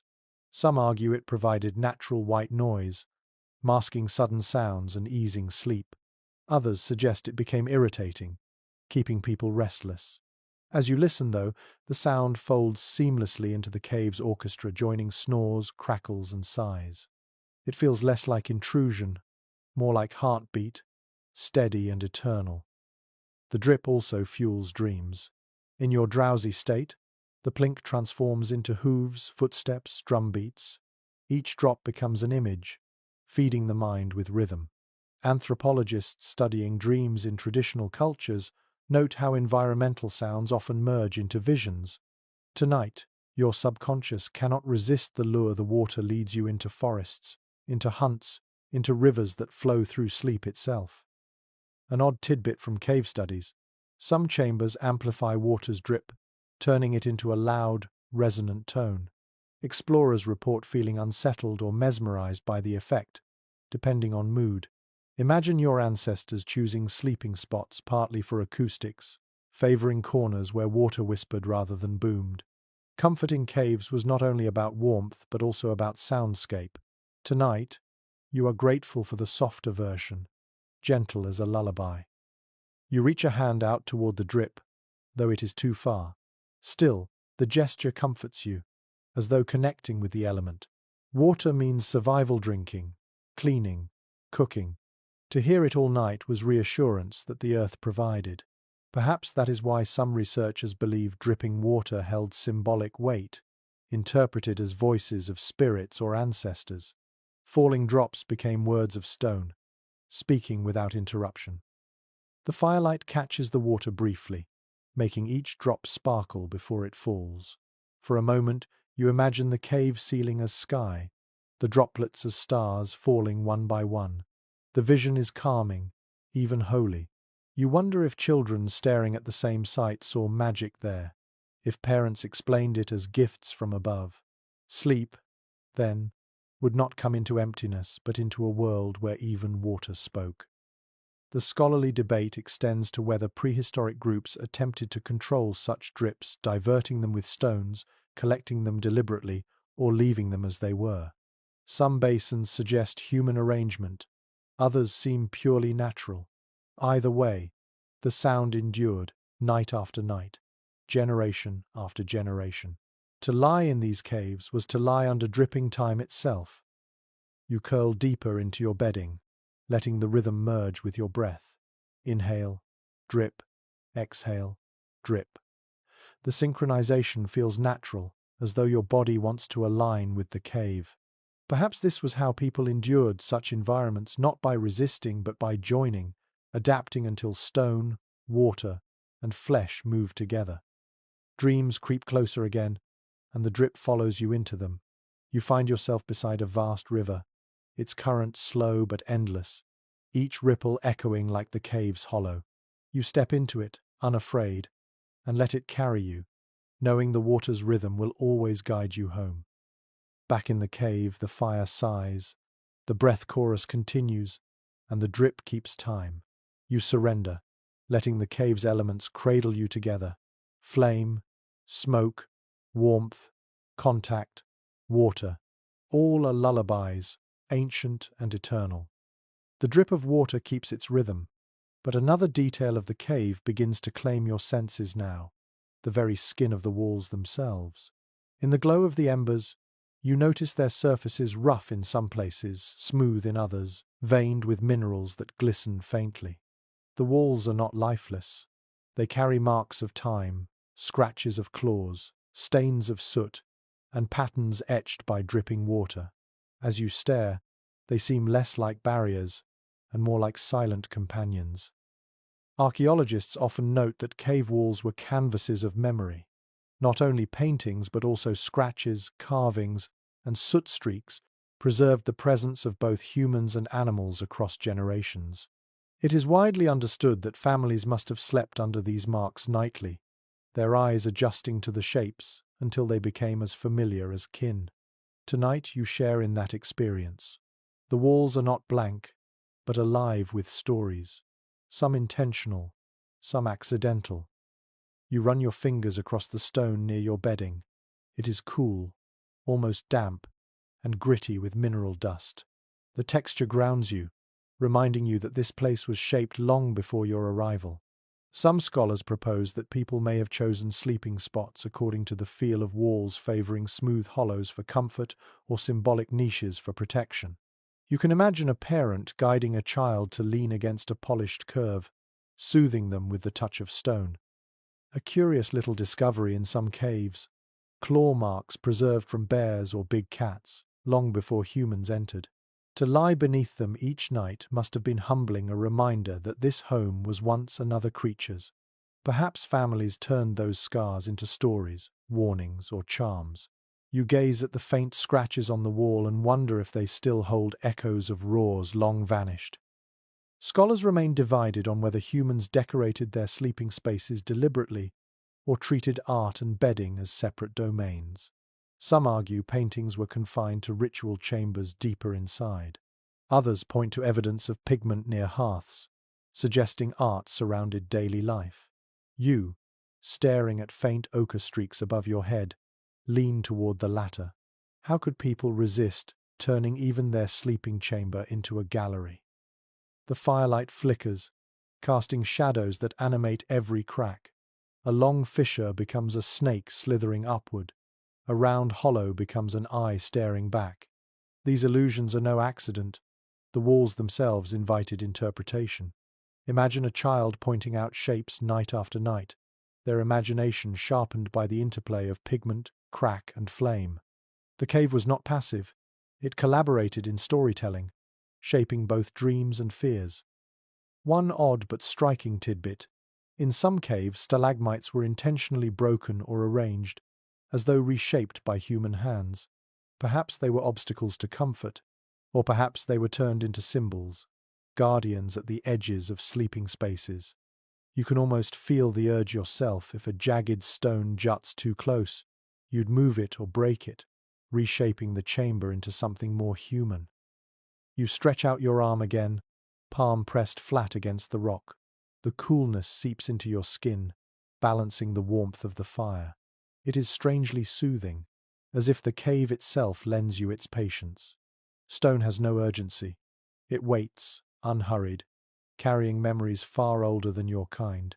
To rest against it is to borrow that patience, to let your body slow into its rhythm. Scholarly debate continues about whether caves were chosen more for practical features, dry floors, narrow entrances, or symbolic ones, such as resonant acoustics and unique markings. Perhaps the answer is both. Tonight, as you lie beneath claw marks and ochre smears, warmed by stone's silence, you sense no division between practical and sacred. Comfort and meaning were inseparable here. A peculiar observation from spelunkers. Some caves hum faintly when wind passes through, the walls vibrating like a distant drum. If your ancestors heard such tones at night, perhaps they treated them as voices of the cave itself. Sleep would then come, not in silence, but in a choir of whispers, water dripping, stone humming, fire sighing. Even now, you half believe you hear a hum beneath the drip, a resonance too low to name. The walls cradle you as much as the hides. They lean close, forming an embrace of stone. You do not feel trapped, but sheltered. Their permanence reassures you that even if storms rage or predators stalk, these walls will not falter. They have stood for millennia and will stand long after you. Such endurance seeps into your bones, convincing you that rest is safe. Dreams creep back, shaped by the wall's markings. You see animals etched in cracks, ancestors traced in soot, rivers carved in veins of quartz. The cave is not only a bed, it is a dream machine, feeding your mind images it could never invent alone. Sleep becomes collaborative, woven by stone and fire, body and imagination. Your eyelids sink lower. The last thing you notice before surrendering fully is the way a fissure curves across the wall, resembling a horizon. It feels like promise. Beyond this night, beyond this winter, there is always another dawn. The cave has seen them all. It will see yours too. The walls have quieted you, their permanence sinking into your bones. But now another companion asserts itself, the animals that once prowled outside, and sometimes within. Even in sleep, your mind flickers with the knowledge that you are not the cave's only guest. Bears, wolves, and lions once claimed these chambers. Their shadows linger, shaping every dream and every breath. Archaeological evidence confirms that many caves were first home to great predators. Bear skulls, lion bones, claw marks, gouged deep into stone, all testify that humans were latecomers.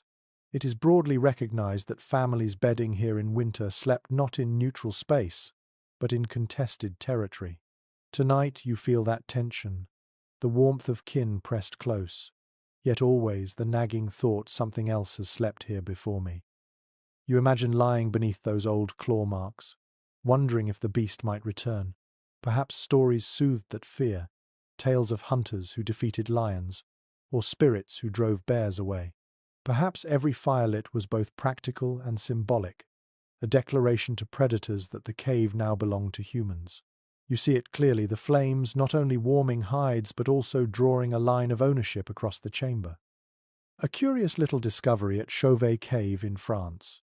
Alongside human footprints preserved in clay, paw prints of cave bears meander across the same ground.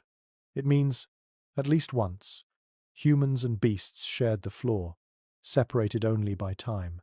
Imagine sleeping there, knowing your bedding overlies the prints of a predator larger than you. Every snore, every sigh, carries a reminder of what might lurk in the shadows. The academic community remains divided on whether humans actively displaced predators or merely occupied caves seasonally when beasts were absent. Some argue that fire and noise forced bears into other dens. Others suggest humans waited until hibernation or migration left chambers empty. Tonight, curled against the fire, you lean toward the latter. No family would risk bedding where fresh claw marks still dripped blood. Still, fear must have flavored every night. You picture children huddled close, asking if the lion would return, parents answering softly, pointing to the fire as proof of safety. Yet both knew the risk lingered. The cave was never entirely theirs. Sleep came not from certainty, but from fragile trust. One odd but telling tidbit: in some Upper Paleolithic sites, bear skulls were arranged deliberately, perhaps as trophies or protective charms. Some scholars believe they signified mastery over beasts. Others think they were tributes, offerings to keep predators appeased.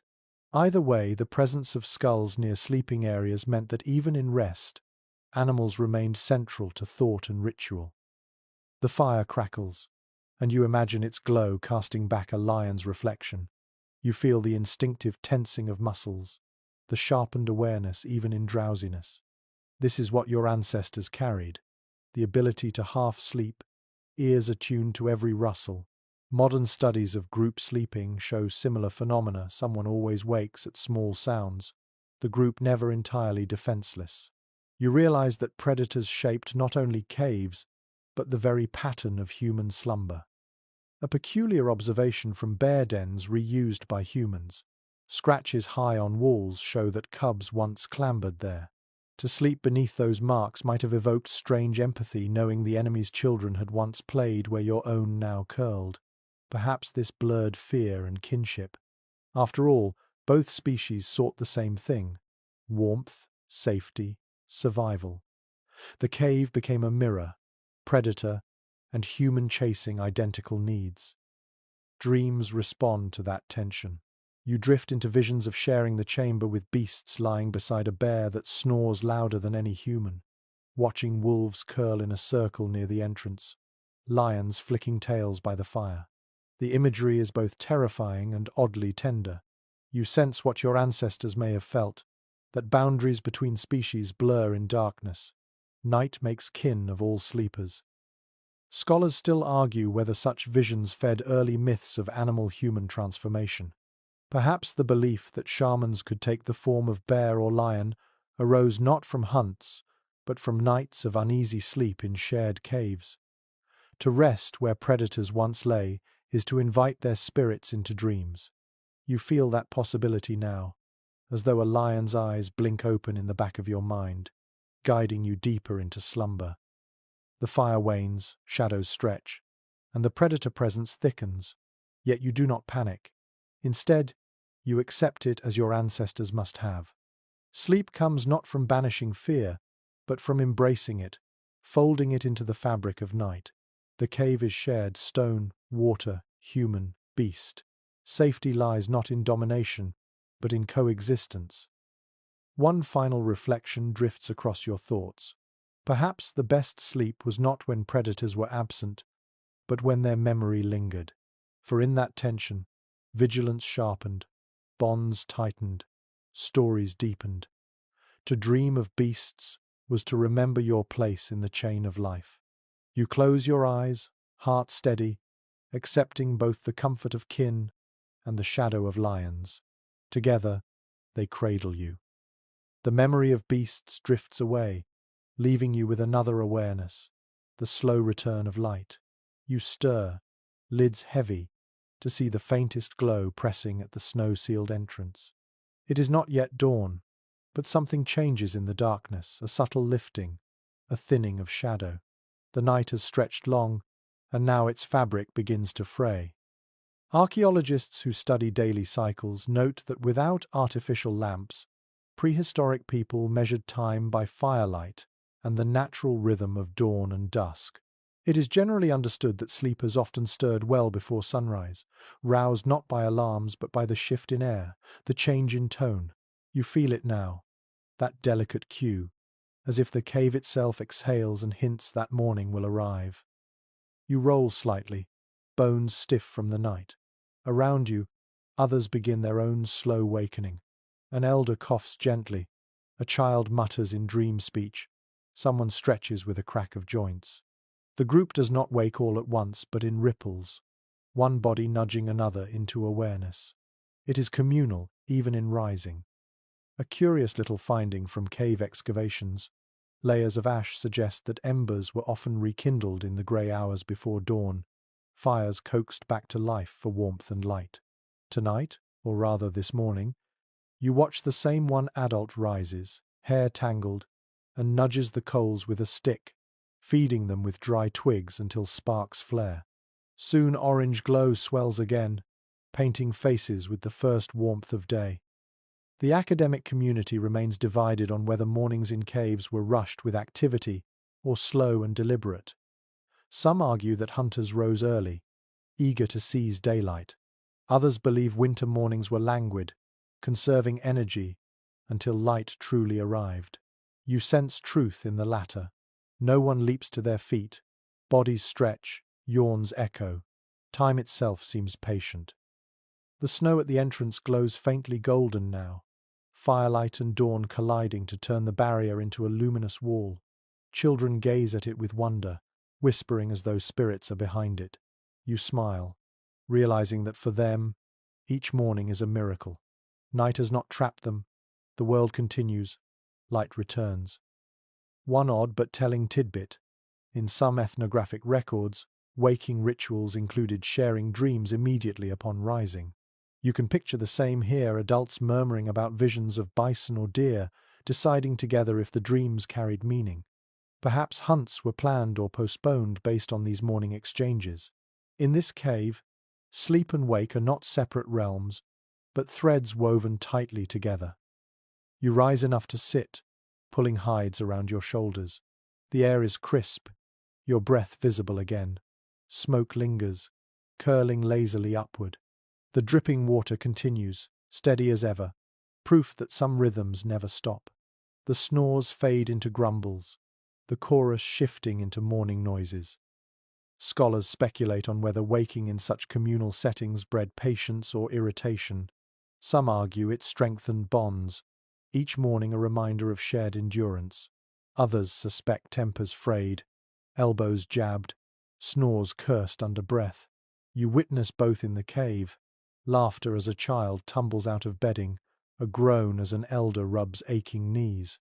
Humanity is never tidy, even in survival. An unusual observation from later hunter-gatherer groups.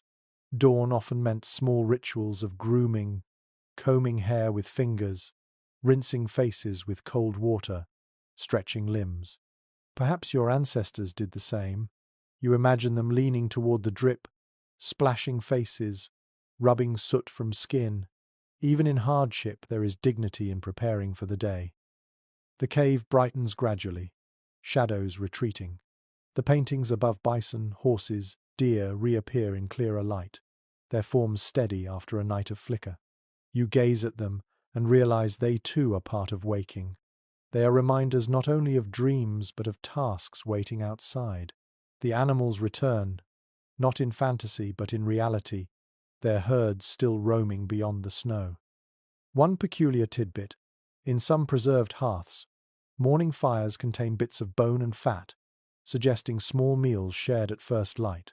You imagine now the group reaching for scraps left from the night before, chewing slowly, fueling bodies for another day. The flavors of smoke and ash linger, but hunger makes them welcome. The scholarly community is not in agreement about whether early mornings in winter were filled with hope or dread. Some suggest they symbolized renewal, proof of survival through another night. Others argue they carried heaviness, a reminder of the day's struggles ahead. You sense both currents in the cave. Relief mingles with resignation. Sleep has ended. Endurance begins again. The children rise first, always restless. They scurry toward the glowing wall of snow, pressing small hands against it, laughing at the cold.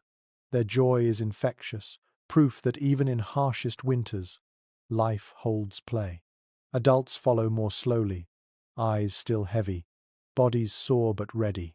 The rhythm of night yields to the rhythm of day. You inhale deeply, feeling the cave's air shift as bodies stir, as fire revives, as dawn asserts itself. Sleep has carried you, dreams have guided you, and now waking asks for your presence. You stretch, bones creaking yet heart steady. The cave has given you another night of protection. Morning thanks must follow. Your gaze lingers on the faint light, edging past the snow barrier. Soon someone will clear it, and the outside will return cold, vast, merciless, but real. For now, though, you savor this in-between moment, where night has not fully gone, and day has not fully arrived. It is a pause, a breath, a reminder of continuity. You close your eyes briefly once more, leaning into hides, listening to laughter, coughs, crackling fire, and dripping water. Even in waking, the lullaby continues. The cave remains alive, carrying you from one cycle to the next. The faint dawn has grown stronger now, pressing insistently at the blocked entrance. The snow that once insulated and guarded you now glows like a lantern wall, pale gold seeping through cracks. One or two adults move toward it, scraping with antler tools and sticks, breaking a path back to the waking world. The muffled hush that held you all night begins to crackle and shift. Archaeologists studying seasonal camps note that such clearings of snow or brush often marked the true start of day. It is widely accepted that families would slowly reopen the cave, letting in air, light, and the sense of the outside. You see it here, the pile of white crumbling inward, cold gusts rushing across the chamber. The shift is jarring after so many hours of warmth, yet invigorating. You pull hides tighter, shivering, but your eyes brighten. The world beyond is returning. Outside lies hunger, hunting, hardship, but also possibility. The cave has done its duty, cradling you through another night. Now its role shifts from womb to shelter, background for daily work. A curious little discovery at some Ice Age sites. Traces of footprints around entrances suggest that people often lingered there at first light, adjusting slowly to the day's glare. Imagine them stepping cautiously into snow, blinking at the vast horizon, stretching cramped muscles. You can almost feel that impulse in your own legs, eager yet hesitant, caught between safety and necessity. Scholars continue to debate whether prehistoric mornings inspired awe or dread. Some insist dawn was celebrated, proof of survival. Others argue it brought anxiety, the weight of tasks pressing in.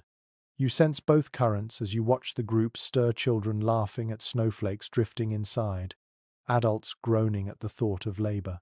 Life was never simple. The fire flares once more as someone adds resin-rich wood, ensuring warmth for those who remain. The chamber glows brighter now, its painted animals vivid again. You glance at them, and they seem different in daylight, less like spirits, more like reminders. Hunt, endure, adapt. The night's dreamlike guardians transform into the day's practical guides. One odd but striking tidbit. In some caves, marks of repeated scraping on walls near entrances suggest deliberate rituals of greeting or farewell to the outside world. Perhaps each morning, gestures honored the cave before departure, thanking it for safety. You imagine touching the wall yourself, pressing palm against cool stone in silent gratitude. The group begins to move in earnest. Hides folded, ashes stirred, children bundled. You sense the rhythm of transition, the long stretch of sleep giving way to action. Yet beneath it all lingers a quiet wonder that such sleep was possible at all, in a world of storms, beasts, and hunger. The cave, the fire, the bodies of kin, the whispers of story and dream, all conspired to make rest not only possible, but profound. The scholarly community often reminds us that survival was not only about spears or hunts, but about resilience of spirit. To sleep soundly, even one night, in such conditions was an act of triumph. Your body has felt that truth across these hours. Ache, closeness, noise, warmth, fear, and comfort blending into one tapestry of endurance. You stand now, stretching tall, feeling the stiffness of stone-born rest in your joints. Yet beneath it lies strength, renewed by hours of surrender. Your ancestors knew this secret well, that sleep, even imperfect, restores courage to face another day. Children rush to the entrance, squealing at the brightness outside. Adults follow, cautious, checking for tracks of wolves or bears. The world is waiting, merciless but beautiful, harsh but sustaining. The night has prepared you for it, one dream at a time. One peculiar reflection. Modern research shows that restorative sleep strengthens memory, decision-making, and creativity. Imagine how those gifts shaped the first humans. Each night of dreaming may have sparked new ideas, tools, strategies, symbols that carried them further. Perhaps the very progress of humanity was born not in hunts but in sleep-filled caves. You glance back once more before leaving. The fire smoulders, the walls gleam, water drips, soot lines glow faintly. It is not just shelter, it is archive, temple, womb, a place where survival intertwined with meaning, where rest became a form of prayer. To sleep here was to belong, not only to family but to earth itself. And now, as dawn brightens, the cycle completes. You step toward the light, hides around your shoulders, body renewed. Another night has passed, another day begins. And so, as the snow-muffled cave gives way to dawn, you feel the arc of the night settle within you. The fire has dimmed, the paintings have watched, the breath of kin has wrapped you, and now light stretches across stone, soft and forgiving. It is time to leave the dream of caves behind, but gently, without hurry. Close your eyes once more. Picture the walls, cool and enduring, leaning close to hold you. Hear the water drip, patient and steady, like time itself. Feel the warmth of bodies beside you, each heartbeat echoing with yours. Let the memory of bison and deer linger in your mind, not as fear but as guardians, companions who kept watch as you slept. The storm outside has calmed, and the air is lighter, easier. You walk out slowly, still wrapped in furs, your breath visible in the morning cold. The horizon glows pale, promising another day. And yet, you are not rushed. You carry with you the stillness of the night, the calm rhythm of breath, the wisdom of rest. Let your body grow heavy now, as if stone itself cradles you. Let your thoughts soften like embers fading to ash. You are safe. You are sheltered. You are part of something older than time. The night is not your enemy.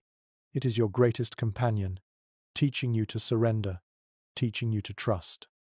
Breathe deeply, slowly. Inhale the warmth of the fire that still glows within. Exhale the last tension of the day. You are ready for sleep, ready for dreams, ready to join the long lineage of sleepers who once lay in caves, who once trusted the night as you do now. Rest easy, sleep well. The cave will hold you.